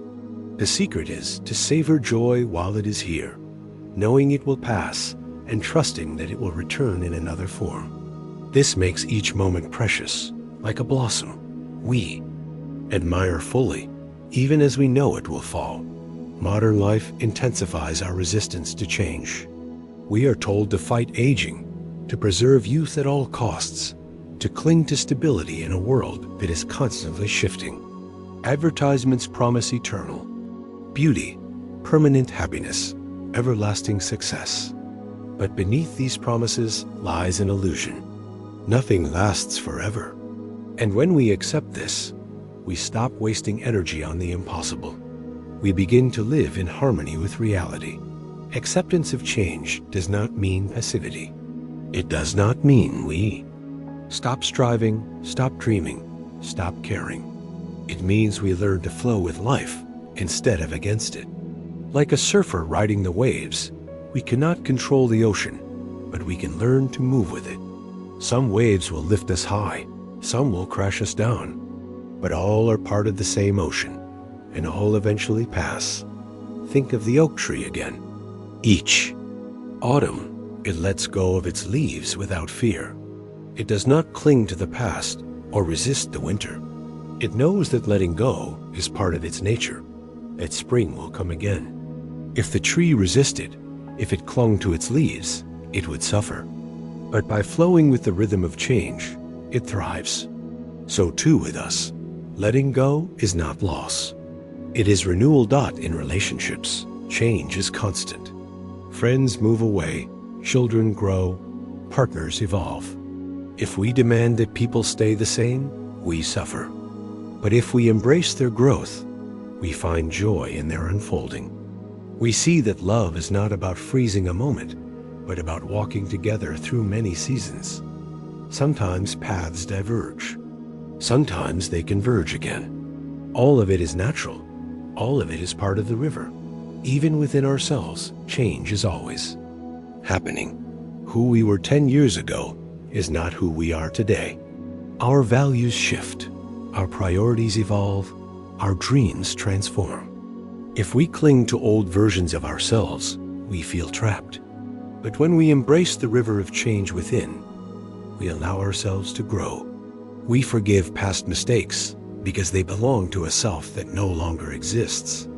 We trust the unfolding of who we are becoming. Meditation reveals this truth directly. Sit quietly and watch your breath. Each inhale arises and passes. Each thought arises and passes. Each emotion arises and passes. In this practice, we see impermanence not as an idea, but as a living reality. We discover that nothing stays, and yet there is peace in the flow.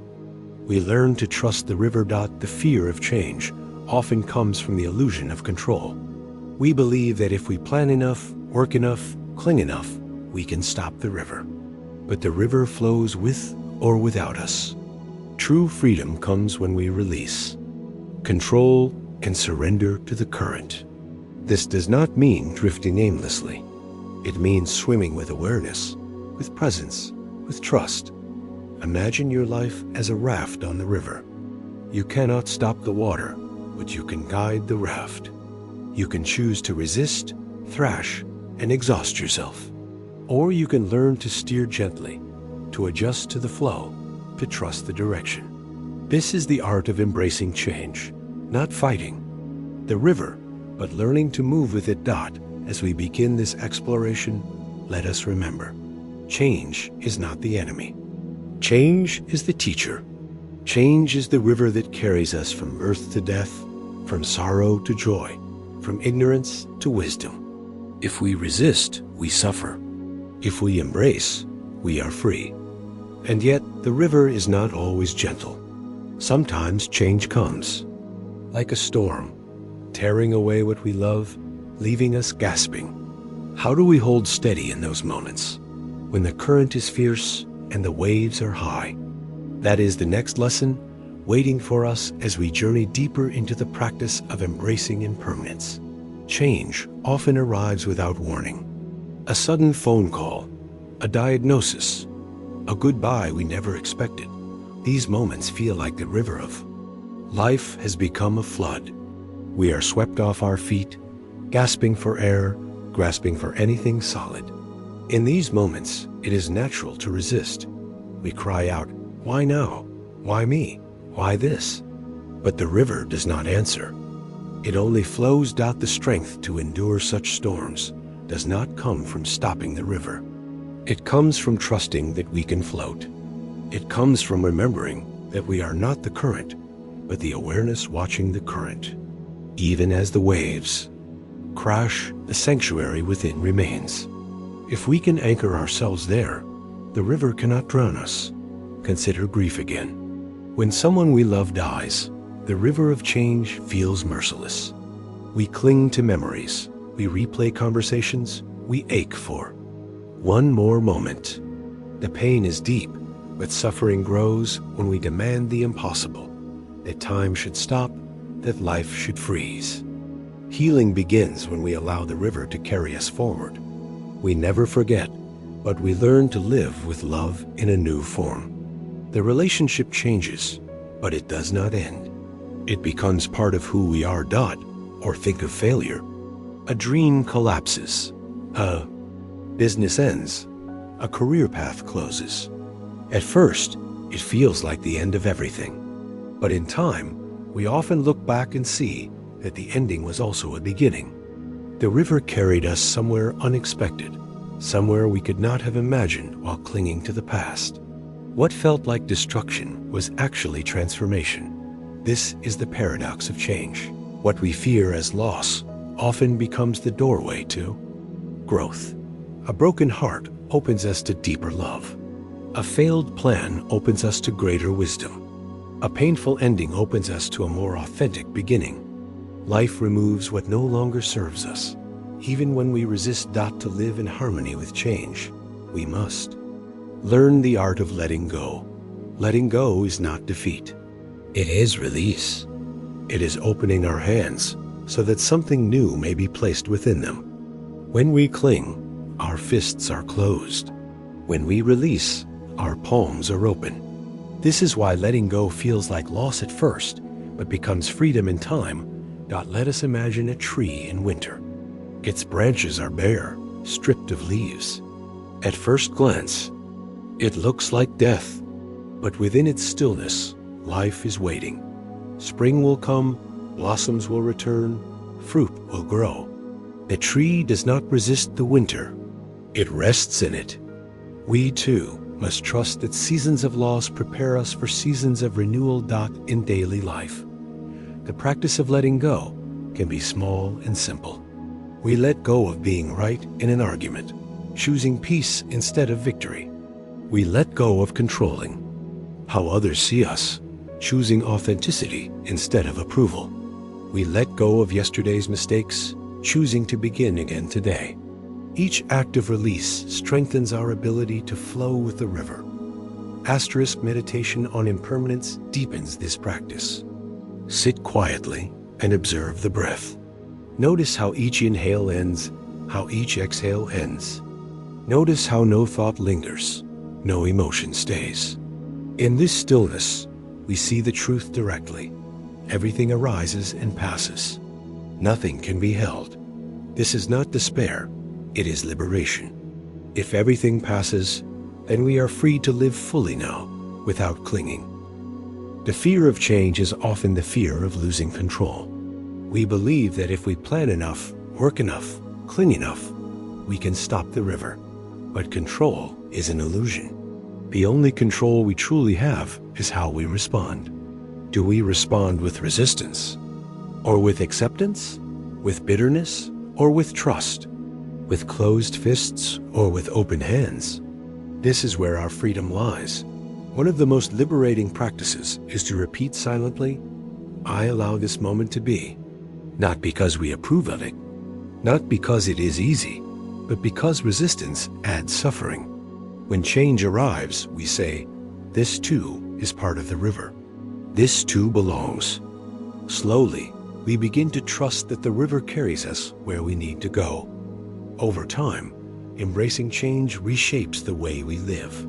We stop clinging to the past because we know it cannot return. We stop fearing the future because we know it will arrive in its own time. We begin to live fully in the present, flowing with life instead of against it. This presence becomes our anchor dot, and here lies the hidden gift. When we embrace impermanence, we discover gratitude. Because we know nothing lasts, we cherish everything more deeply. We savor the meal, the sunset, the laugh of a friend, because we know they are fleeting. Impermanence does not diminish life. It makes its sacred dot. As we close this chapter, let us remember, the river of change is not our enemy. It is the very current that carries us forward, shaping us, refining us, preparing us for what comes next. To fight, it is to suffer. To embrace, it is to be free. And yet, as we move with the river, another challenge arises. Change often reveals the fragility of trust in others, trust in life itself. How do we live when betrayal shatters us? When promises are broken? When trust feels impossible? That is the next step on our journey as we explore the art of trusting again. Even in a world that can break our hearts, trust is one of the most delicate threads in human life. It is invisible, yet it holds together families, friendships, communities, and even nations. Without trust, relationships collapse. Without trust, love withers. Without trust, even the strongest structures of society become fragile. And yet, trust is also one of the easiest things to break.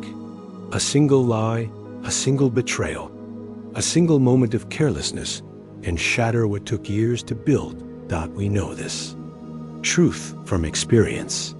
A child trusts their parent completely until the day that trust is broken. A partner trusts in love until betrayal enters. A friend trusts another with a secret until it is shared carelessly. These wounds cut deeply, not because of the action itself, but because they strike at the foundation of connection. When trust breaks, we feel exposed, vulnerable, unsafe. Why does broken trust hurt so much? Because trust is surrender. It is placing part of our heart in another's hands. It is saying, I believe you will not harm me. When that faith is broken, it feels like the ground disappears. We question not only the other person, but ourselves. How could I have trusted? How could I have been so blind? The pain is doubled, not only betrayal from the outside, but doubt from within. The Buddha often taught that human suffering comes from attachment, from clinging to what is uncertain as if it were certain. Trust, too, can become attachment when we demand absolute guarantees from a world that is inherently uncertain. People change, circumstances shift. Even our own hearts can surprise us. To expect perfection from others is to set ourselves up for disappointment. But to refuse trust entirely is to close our hearts and live in isolation. So where is the middle way? How do we honor trust while accepting its fragility? How do we open our hearts without becoming naive and protect our hearts without becoming cold? The answer begins by recognizing that trust is not the same as control. We cannot control others' choices. We cannot guarantee their loyalty, honesty, or constancy. But we can choose how we engage. We can trust wisely, not blindly. We can build trust slowly with awareness, instead of handing it over recklessly. We can forgive without forgetting, love without clinging, open without losing discernment. Consider a relationship where trust has been broken. Perhaps a friend betrayed your confidence. The wound is sharp. The old habit is either to cut them off completely or to pretend nothing happened. The middle way is different. You acknowledge the wound. You express your hurt. You watch their actions, not just their words. If they show sincerity, you may choose to trust again cautiously, slowly, with awareness. If they do not, you may step back not with hatred, but with clarity. This is not coldness. It is wisdom. Trust also requires that we look within. Sometimes, the person we most need to trust is ourselves. When we ignore our intuition, when we silence our inner voice, we betray ourselves. Rebuilding self-trust means listening to the quiet knowing inside us, honoring our boundaries, and keeping our own word. Without self-trust, trust in others becomes shaky, because we no longer believe in our ability to choose. Wisely. In the wider world, the fragility of trust shows itself daily. Governments betray citizens, institutions fail, leaders fall. We are reminded again and again that nothing outside of us is perfectly reliable. And yet, this realization does not have to lead to despair. It can lead us back to the sanctuary within. If we rest our ultimate trust not in shifting people or institutions, but in the deeper truths of awareness, compassion, and impermanence, we find stability. People may fail, but truth does not. Circumstances may collapse, but awareness endures. Of the most healing practices after betrayal is compassion, not only for others, but for ourselves. We forgive ourselves for trusting, because to trust is human. We forgive ourselves for being hurt, because to feel is human. We extend compassion even to the one who betrayed, not to excuse their actions, but to understand that betrayal arises from their suffering, their fear, their ignorance. Compassion does not erase boundaries, but it dissolves hatred. Imagine carrying a jar of clear water. Someone drops dirt into it, and the water clouds. Anger, resentment, and bitterness are that dirt. If we cling to them, the water remains murky. But if we let compassion flow, the dirt settles and clarity returns. Trust may not be the same as before, but the heart regains peace. Does this mean we should always rebuild trust after it is broken? Not necessarily. Sometimes the most compassionate choice is to walk away. Trust can be repaired when there is sincerity, accountability, and growth. But when there is none, rebuilding becomes self-harm. The middle way teaches us to discern, not to cling to ideals. Trust wisely, release when necessary, and keep the heart open for what comes next. Trust, fragile as it is, also teaches us gratitude. Because it is so easily broken, every moment of trust becomes precious. A child resting safely in a parent's arms, a partner holding your secrets gently, a friend standing by your side, these moments are sacred. They remind us that despite its fragility, trust is possible. Despite the risk, we choose to open. This choice is what makes human life rich. As we sit with the fragility of trust, we begin to see that its very vulnerability is what makes it beautiful. A fragile vase is not less precious because it can break. it is more precious. Trust, too, is delicate and therefore sacred. To honor it, we must hold it with care, with mindfulness, with reverence. And yet, life will test us again. Betrayals will happen. Promises will be broken. Trust will fracture. How do we live without hardening, without closing off, without becoming bitter? That is the question we carry into the second half of this exploration. How to trust again after. Trust has been broken. How to walk the middle way between naivety and cynicism, and how to discover a deeper foundation of trust that cannot be shattered. To trust again after betrayal is one of the hardest lessons of the heart. When we have been wounded, every instinct tells us to build walls, to protect ourselves, to never risk again. And for a time, those walls feel safe. But over time, we discover that the walls that keep out pain also keep out joy. We may avoid betrayal, but we also avoid intimacy, connection, and love. To heal, we must learn to open again, not recklessly, but wisely. The first step is to acknowledge the wound. Too often, we rush to forgive, to move on, to pretend we are not hurt. But trust cannot be rebuilt on denial. We must sit with the pain, name it, feel it fully. Only by facing the wound can we begin to heal it. This honesty is not weakness. It is strength. It is saying, I was hurt, and I will not carry this in silence. The second step is discernment. Trusting again does not mean trusting everyone blindly. It means learning to see clearly. We ask, has this person shown genuine remorse? Have they taken responsibility for their actions?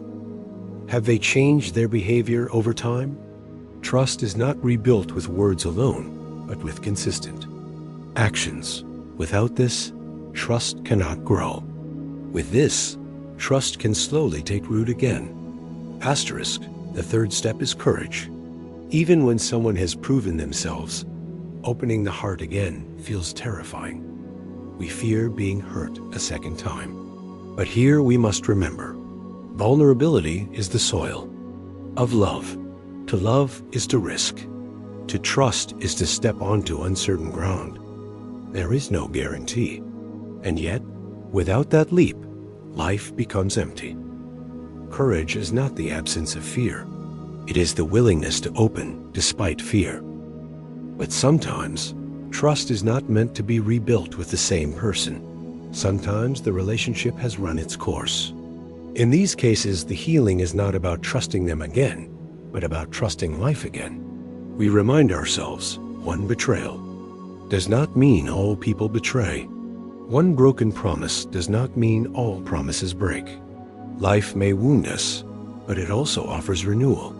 We practice opening again, step by step, with new people, new opportunities, new beginnings. At the deepest level.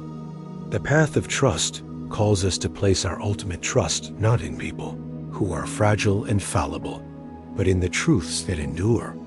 We trust in impermanence, knowing that pain will pass. We trust in compassion, knowing that love heals. We trust in awareness itself, the sanctuary within that no betrayal can touch. This foundation cannot be broken because it is not dependent on the changing actions of others. Imagine a lotus growing in muddy water. The mud is betrayal, disappointment, loss. But the lotus rises above, blooming pure and bright. It does not deny the mud. It uses it as nourishment. In the same way, our wounds can nourish our wisdom. Our broken trust can deepen our compassion. Our pain can make us stronger, kinder, freer. Trust also asks us to trust ourselves again. Betrayal often leaves us doubting our own judgment.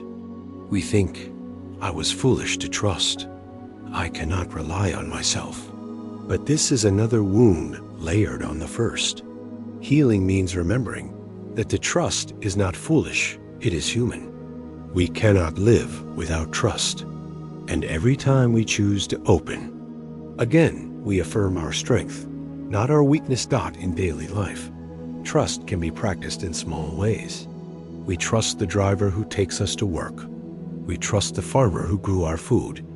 We trust the stranger who holds the door. These small acts remind us that trust is still possible, that the world is not only betrayal, but also cooperation, kindness, and care. Over time, as we practice opening again, the fear lessens. We become wiser, more discerning, but also softer. We learn to hold trust as the delicate vase it is. Fragile, yes, but also beautiful. We stop demanding certainty and instead embrace the risk as part of life. We accept that trust may sometimes break, but we also know it can always be rebuilt, if not with the same person, then with others, and always with ourselves. And so, trust remains fragile, but it is not hopeless. It is the thread that keeps life human, the bridge that connects one heart to another. To live fully is to risk it again and again. And with each risk, with each opening, we grow.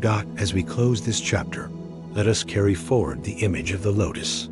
It rises from the mud, unstained, blooming despite its roots. Trust, too, blooms from the mud of life's betrayals. Fragile, yet resilient, delicate, yet strong. It is a reminder that even after the deepest wounds, a heart can open again. And as we prepare for what comes next, we face another truth. Often, the wounds of broken trust and the scars of change feed a constant. Store within us anxiety, the restless mind that fears what might happen, the endless worry that steals peace. How do we calm this storm? How do we find stillness amid the whirlwind of fear? That is the path ahead as we step into the practice of calming the restless. The human mind is like a restless monkey, leaping from branch to branch, never still, never satisfied. It shatters endlessly, pulling us into the past with regret, pushing us into the future with fear. Even in moments of peace, the mind finds something to worry about. We lie awake at night, replaying old conversations, imagining future disasters, caught in a storm of thoughts we cannot control. This is the restless mind, and it is one of the greatest sources of suffering in modern life. Why does the mind behave this way? Because it is wired for survival. Our ancestors needed a vigilant mind to protect them from danger. The rustle in. The grass might have been the wind, or it might have been a predator. Better to imagine danger and survive than to be caught unprepared. That same vigilance lives in us today, but instead of protecting us from predators, it keeps us trapped in cycles of worry. The mind imagines threats where none exist, and in doing so, it robs us of peace. Anxiety thrives on what if. What if I lose my job?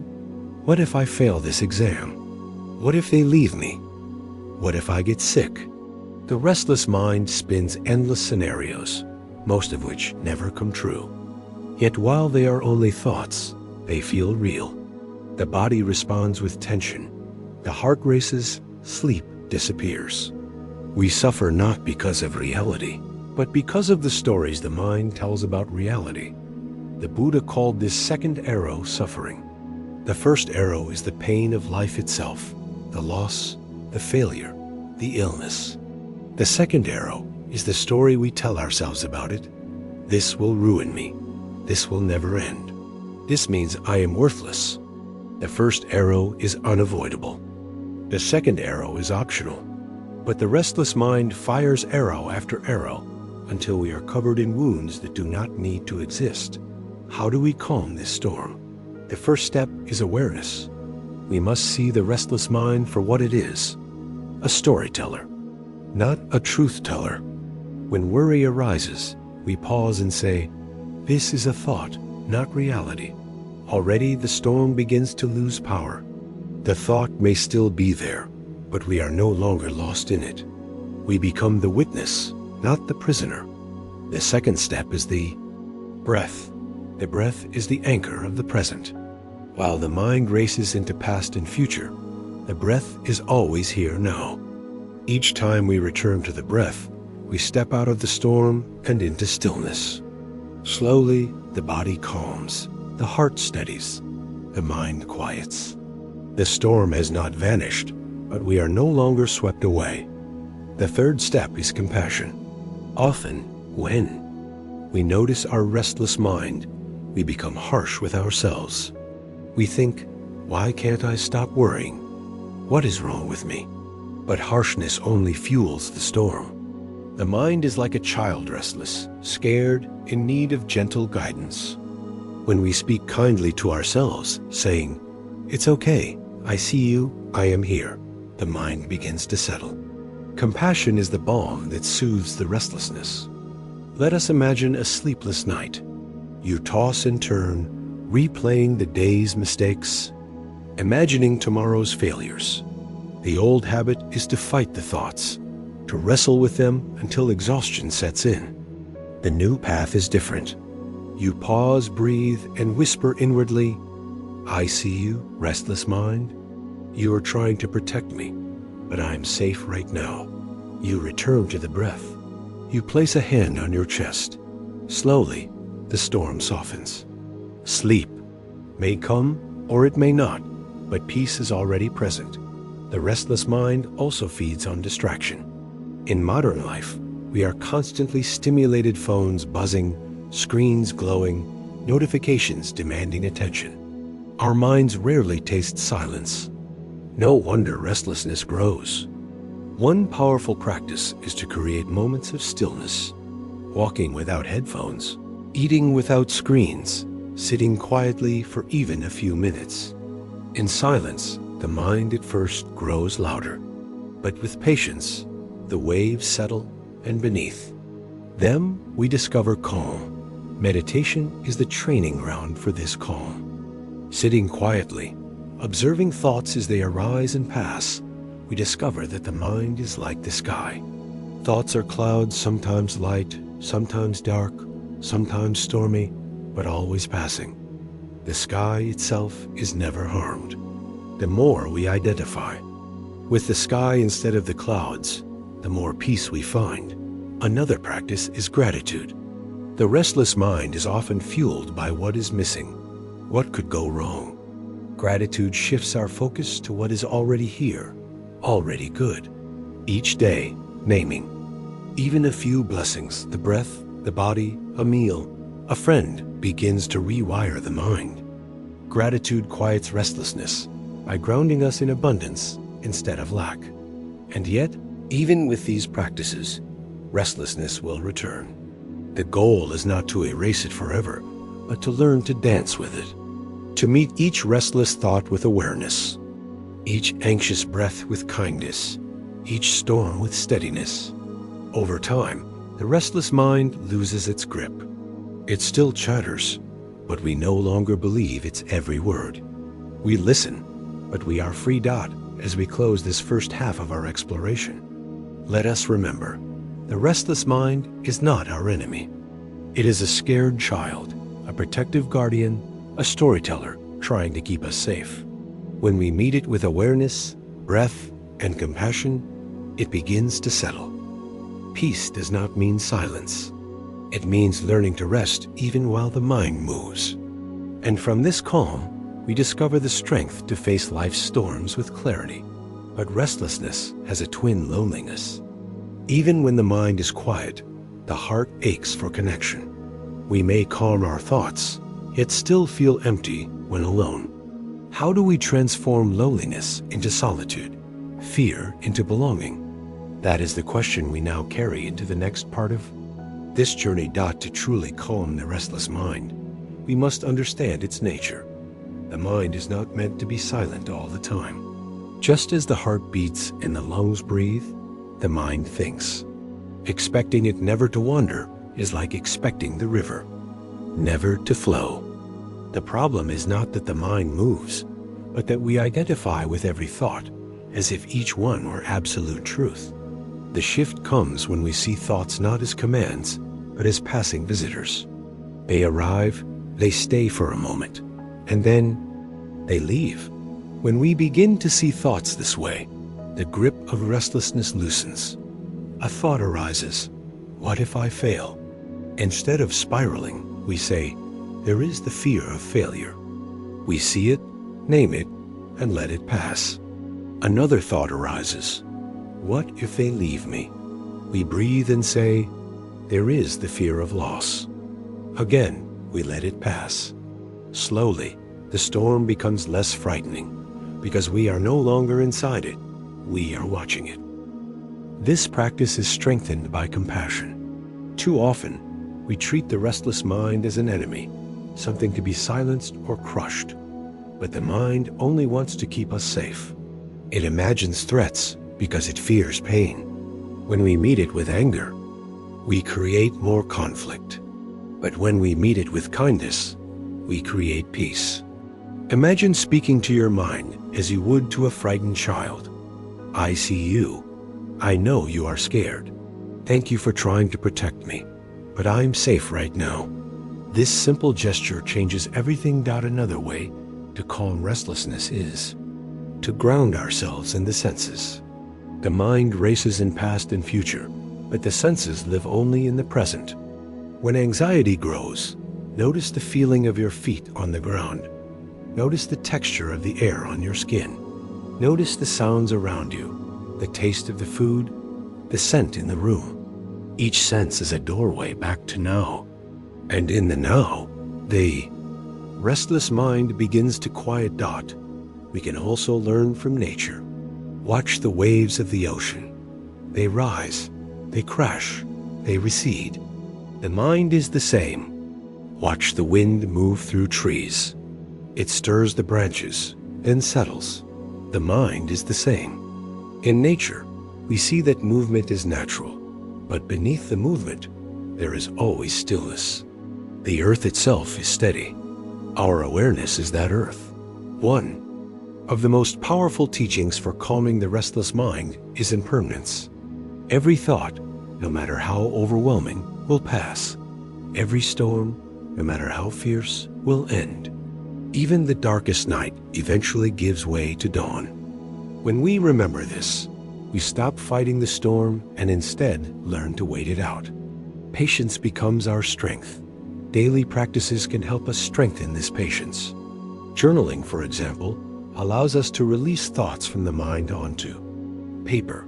Once written, they no longer spin endlessly in our heads. Walking meditation brings movement into stillness, each step grounding us in presence. Simple breathing exercises, inhale for 4 counts, exhale for 6, activate the body's natural calm. These practices do not erase restlessness, but they teach us that we are larger than it. Over time, we begin to notice a change. The thoughts still come, but we are no longer enslaved. Anxiety still arises, but it does not consume us. Restlessness still visits, but it does not stay long. We become like a mountain, steady and rooted, while the winds of the mind blow around us. This is true calm, not the absence of thought, but the freedom from being ruled by thought. And as the mind calms, the heart opens. We discover space for joy, gratitude, and connection. We find that peace was never far away. It was only hidden beneath the noise. The restless mind was like a cloud covering the sun. The sun was always shining. All we needed was patience for the clouds to move. As we close this part, let us remember, the restless mind is not a curse, but a teacher. It shows us where we are clinging, where we are afraid, where we are ungrounded. Each time it pulls us into anxiety, it offers us a chance to practice returning to now. Each time it races ahead, it invites us back to stillness. Slowly, with breath, with compassion, with awareness, we learn the art of calm. But there is another storm that often follows restlessness: loneliness. Even when the mind grows quiet, the heart may ache. Surrounded by people, we can still feel alone. In silence, emptiness can feel unbearable. How do we turn loneliness into solitude, fear into belonging? That is the next step of our journey. As we open the door to the hidden teachings of being alone without being lonely, Loneliness is one of the deepest pains of the modern age. Surrounded by millions, connected by screens, flooded with messages, many people still lie awake at night feeling utterly alone. Loneliness whispers, "You are unseen. You are unwanted. You do not belong." It gnaws at the heart, leaving us restless, fragile, and afraid. Yet there is a profound difference between being alone and being lonely. To be alone is simply the state of being by ourselves. To be lonely is the belief that we are incomplete without someone else. Why does loneliness hurt so much? Because at its core, it is disconnection from others, from the world, and most of all, from ourselves. When we feel lonely, we are not just missing people. We are missing a sense of belonging. We feel cut off from the flow of life, as if the river carries everyone forward but leaves us stranded on the shore. This disconnection breeds despair. And yet, there is another way to see solitude. In solitude, we discover not emptiness but fullness. In solitude, we are not abandoned. We are returned to ourselves. The difference lies in perspective. Loneliness says, "I am lacking." Solitude says, "I am complete." Loneliness looks outward, seeking to be filled by others. Solitude looks inward, discovering the richness that was always there. Imagine sitting in a quiet room. If you believe you are alone because no one cares, the silence feels heavy. If you believe you are alone because this is your time to rest, the silence feels nourishing. The room is the same, but the meaning changes everything. Loneliness and solitude are not determined by the absence of people, but by the presence of perspective. The Buddha often withdrew into solitude, not to escape people, but to deepen connection with truth, with compassion, with life itself. His solitude was not isolation, it was renewal. In the same way, when we embrace solitude, we find that it can be a wellspring of strength. We see that being alone is not a punishment, but a gift. It is the space where we hear our own voice again, where we remember who we are. Loneliness often arises when we forget this. We tie our worth to others' presence, others' approval, others' attention. When those are absent, we feel worthless. But the truth is that our worth is not dependent on anyone else. It is intrinsic, unshakable, already whole. Solitude gives us the chance to rediscover this truth. Consider the difference between a person who cannot bear to eat alone and one who delights in it. For the first, the empty chair is a reminder of absence. For the second, it is an opportunity to savor the meal fully, to taste, to breathe, to be present. The act is the same, but the meaning transforms it. This is the power of perspective. Modern culture makes solitude difficult. We are trained to fear silence, to fill every moment with noise and distraction. The phone becomes a shield against being alone. The endless scroll, a way to drown the ache of loneliness. But distraction only deepens the emptiness. True healing comes when we stop running from solitude and begin to welcome it. The practice begins simply. Spend a few minutes each day without distractions. Sit quietly, breathe, notice what arises. At first, loneliness may shout. The silence may feel unbearable. But with patience, another voice begins to emerge, a voice of calm, of clarity, of presence. This is the voice of solitude, and it has been waiting beneath the noise all along. As we learn to sit with ourselves, loneliness begins to soften. We realize that we are never truly alone. Even in solitude, we are connected to the breath, to the earth beneath us, to the sky above, to the countless lives that sustain ours. Every bite of food connects us to farmers, to rain, to sun. Every breath connects us to trees, to oceans, to winds. We are never separate. We only forget. Solitude reminds us that from this place, relationships also change. When we no longer see others as the cure for our loneliness, we stop clinging to them. We love more freely, without desperation. We share from fullness, not from lack. Loneliness demands, fill me. Solitude offers, I am whole, and I wish to share. This shift transforms how we love, how we connect, how we live. Think of a musician playing alone in a room. If they play to fill silence, the notes feel strained. If they play because music overflows from within, the song is rich. In the same way, when we engage with others out of loneliness, our relationships are heavy with need. When we engage from solitude, our relationships become lighter, freer, more joyful. As we close the first half of this exploration, let us remember, loneliness is not a sentence we must carry forever. It is a signal pointing us back to connection with ourselves, with life, with truth. Solitude is not emptiness, but wholeness rediscovered.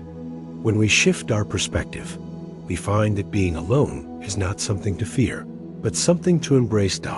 And yet, the journey does not end here.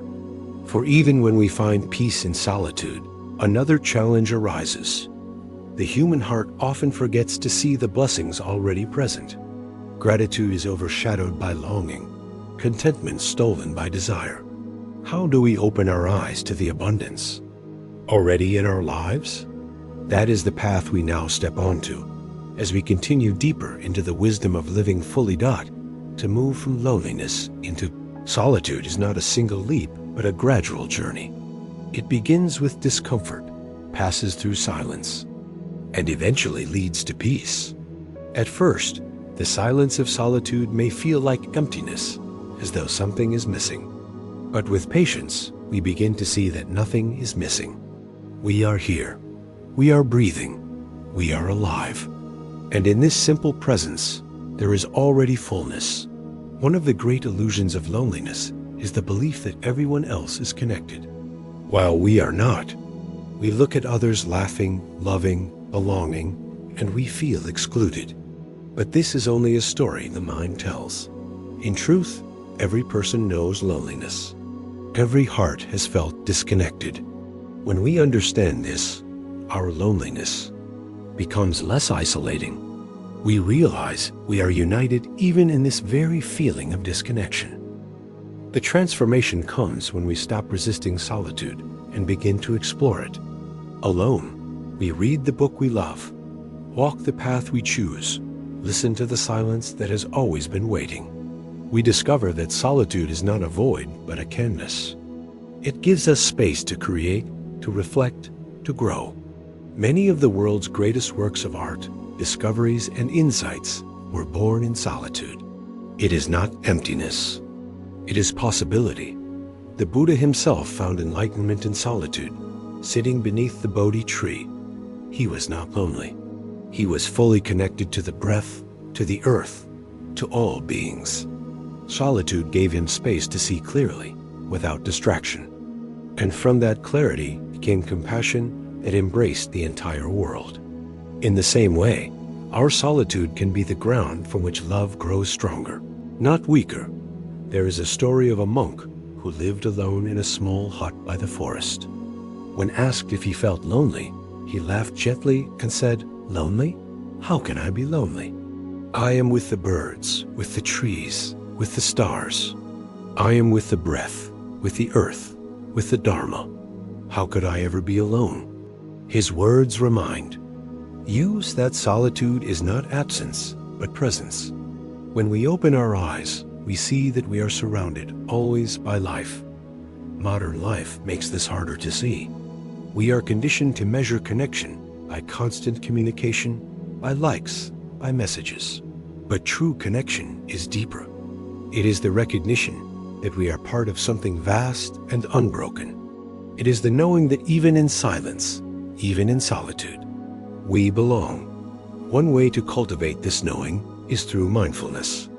When sitting quietly, notice not only the breath, but also the life around you, the sound of distant traffic, the rustle of leaves, the hum of electricity. Each is a reminder that you are part of a larger web, You are not cut off. You are connected. The silence is alive, not empty. Another practice is gratitude. Each time loneliness whispers, "You are lacking," we respond by naming what is present. The roof above us, the food before us, the friend who once called, the stranger who smiled, the tree outside the window. These are all connections. Gratitude transforms solitude into richness, reminding us that we are never truly alone. Over time, the fear of being alone begins to fade. We start to look forward to moments of solitude. We find joy in sitting with ourselves, peace in walking. Alone, inspiration in silence. Loneliness, once a shadow, becomes solitude, a light. And from this light, our connections with others deepen.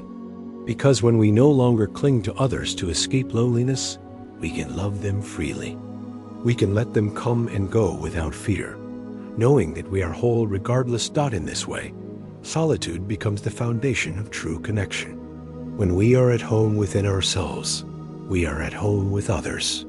When we are comfortable in silence, we are more present in conversation. When we no longer fear being alone, we no longer fear loss.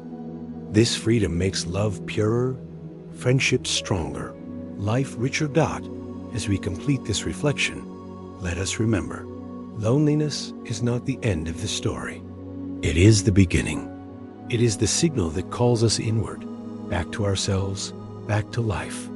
Solitude is not a punishment but a gift, not emptiness but fullness, not absence but presence. When we embrace it, we discover that we are never truly alone. And yet, even as solitude heals us, another challenge remains. Many of us walk through life blind to the abundance already around us. We overlook blessings, take life for granted, and chase endlessly for more. How do we open our eyes to the miracle of what is here now? That is where we turn next. As we explore the practice of living with gratitude, there was once a monk who owned a simple porcelain teacup. He cherished it dearly, drinking from it every day, polishing it carefully after each use. One morning, the cup slipped from his hands and shattered on the stone floor. For a moment, he felt sorrow, but then he smiled and whispered, "Of course, the cup was already broken from the day I first received it. Today, it simply returned to its nature." This story is not about a cup, it is about life. Everything we hold, everything we love, everything we build is already fragile. The gentle art of letting go begins with remembering this truth. Letting go is not easy. We cling to people, to possessions, to identities, to dreams. We cling because we believe they give us security. We believe that if we hold tightly enough, nothing will change, nothing will end, nothing will slip away. But clinging only multiplies suffering. The harder we hold, the more it hurts when life inevitably changes. Letting go does not mean we stop loving. It means we love without chains. It means we hold lightly, with open hands, knowing that nothing is permanent. Think of a bird perched on your finger. If you grip too tightly, you harm it. If you grip too loosely, it flies away in fear. But if you hold it gently, it rests for a while, sings its song, and when the time comes, it leaves freely. This is the way to hold all things in life with gentleness, with presence, with freedom. We often fear that letting go means losing. But letting go is not about loss, it is about release. It is not saying, "I no longer care." It is saying, "I no longer need to control." It is trusting that love can exist without possession, that joy can exist without clinging, that peace can exist even in change. Consider relationships. Many suffer because they confuse love with ownership. They believe love means holding on, keeping, controlling. But true love is spacious. It allows the other to grow, to change, even to leave. The Buddha taught that attachment brings suffering, but compassion brings freedom. To love with compassion is to wish for the happiness of the other, even if it does not include us. This is the deepest form of letting go. We can also practice letting go with the past. Many of us carry old wounds, replaying mistakes, regrets, and betrayals. We clutch them like stones in our pockets, weighing ourselves down. To let go is to set down the stones. It does not mean forgetting.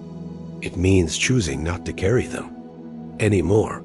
It means saying, "This happened, it hurt, but I will not let it define me." In this release, we reclaim our freedom. Letting go also applies to the future. Anxiety often comes from clinging to expectations, wanting life to unfold in a specific way.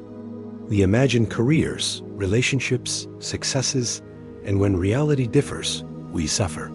The art of letting go is to release these rigid expectations and meet life as it is. We still plan, we still dream, but we hold our plans lightly, ready to adapt. When the river changes course, even with possessions, the practice is powerful. Our culture tells us to collect, to accumulate, to measure worth by what we own. But the more we cling to possessions, the more they own us. Each item becomes a burden to protect, a weight to carry. Letting go brings freedom. We keep what serves, release what does not, and discover that joy comes not from accumulation, but from simplicity. The practice of letting go can be gentle and daily. Begin by noticing small attachments. The irritation when someone cuts in line, the frustration when plans change, the sadness when an object breaks. In each case, ask, "Can I release this? Can I hold this more lightly?" These small releases prepare us for the larger ones: grief, endings, transformations. Meditation offers another practice. Sit quietly and observe the breath. Each inhale is holding, each exhale is letting go. We cannot inhale forever, nor can we exhale forever. Life is the rhythm of both. By resting in this rhythm, we learn that letting go is natural, not forced. We see that every moment is a practice in release. Over time, we discover that letting go does not leave us empty. It leaves us spacious. When we release the tight grip of attachment, our hands are free to receive new joys, new lessons, new love. Letting go creates room for life to flow. It is not the end of connection, but the beginning of freedom. Asterisk, and yet, the hardest letting go is often of ourselves. The identities we cling to, the stories we tell, the image we protect. We say, "I am this kind of person. I must be seen this way." But all identities are fragile. All stories are temporary. To cling to them is to suffer each time they are challenged. To let go is to discover who we are beyond all labels, vast, free, unshakable dot. As we pause here, let us hold the image of the teacup. Already broken, yet beautiful while it lasts. Already temporary, yet precious in every moment. When we live with this awareness, we stop clinging and start cherishing. We love more deeply, not less. We live more fully, not less. This is the gentle art of letting go. But the journey is not finished. For letting go is not only about releasing what hurts. It is also about embracing what remains. It is about learning to live with gratitude, to celebrate the blessings that fill our lives every day. That is where we turn next, as we explore how letting go makes space for thankfulness, joy, and peace. To master the gentle art of letting go, we must see that it is not a single act, but a lifelong practice. Each day gives us opportunities to loosen our grip on expectations, on possessions, on identities, on people we love. Some days the practice is easy, like letting go of a plan that changes or an object that breaks. Other days it cuts to the heart, like releasing a dream that will never come true or saying goodbye to someone we cannot keep. The challenge is the same: to meet change not with resistance, but with grace. When we learn to let go, we stop living as prisoners of fear. Fear clings. Fear says, "If I lose this, I will be nothing. But letting go reveals that we are always more than what we hold. We are not our job, our possessions, our relationships, or even our roles. These are parts of life, but they are not the essence of who we are. The essence remains when all else falls away. Consider the autumn tree again. Each year it releases its leaves without regret. The tree does not mourn. I am less without my leaves. It trusts the cycle. It trusts renewal. It trusts life. In the same way, when we release what no longer serves us, we trust that life will bring what we need next. Letting go is not loss. It is participation in the rhythm of life, not in relationships. Letting go does not mean loving less. It means loving more purely. Instead of clinging, we honor the other's freedom. Instead of demanding permanence, we cherish the present. Instead of fearing loss, we embrace connection while it lasts. When we love this way, every moment becomes sacred because we know it cannot be repeated. Letting go also transforms grief. When someone we love dies, the pain feels unbearable. We want to hold them, to keep them, to freeze time. But death reminds us of the truth. All things are impermanent. To let go here does not mean to forget or to stop loving. It means to carry the love forward in a new form. Their presence lives in our memories, our actions, our hearts. Grief softens when we realize that letting go of the body does not mean letting go of the love. Even in daily life, letting go brings peace. When we release the need to be right in an argument, peace enters. When we release the need to control every outcome, calm enters. When we release the weight of past mistakes, freedom enters. Letting go is not weakness, it is strength, the strength to live with openness instead of fear. The Buddha taught that clinging is the root of suffering. Letting go is the path to liberation. Liberation does not mean detachment from life, but freedom within life. It means we engage fully, love deeply, give generously while holding everything lightly. We live without chains. The practice of letting go also prepares us for the final letting go, death itself. When the time comes, we must release everything: our body, our possessions, our roles, even our breath. If we have practiced letting go throughout life, this final release is not terror, but transition. Like the monk with the teacup, we smile and whisper, "Of course." This was always part of the path. And what remains when everything is released? What remains is peace. What remains is freedom. What remains is the awareness that cannot be broken, a sanctuary that no loss can touch. Letting go does not leave you as empty. It returns us to what we truly are. As we conclude this journey, let us gather the threads. We began by facing the pains of life stress, money, relationships, anxiety, trust, loneliness, restlessness. We walked through the teachings of balance, sanctuary, impermanence, solitude. And now we arrive at letting go, the final door to freedom. Each step has pointed to the same truth. Suffering comes from clinging. Freedom comes from release. The gentle art of letting go is not about abandoning life, but about embracing it fully, without fear.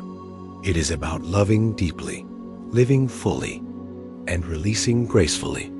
It is about holding the teacup, savoring its beauty, and smiling when it breaks. And so, as we close, let us not see this as an ending, but as an invitation. Each breath is a chance to practice letting go. Each moment is a chance to open our hands. Each day is a chance to live with freedom. The journey of suffering and release is the journey of being human. May we walk it with awareness. May we walk it with compassion. May we walk it with courage.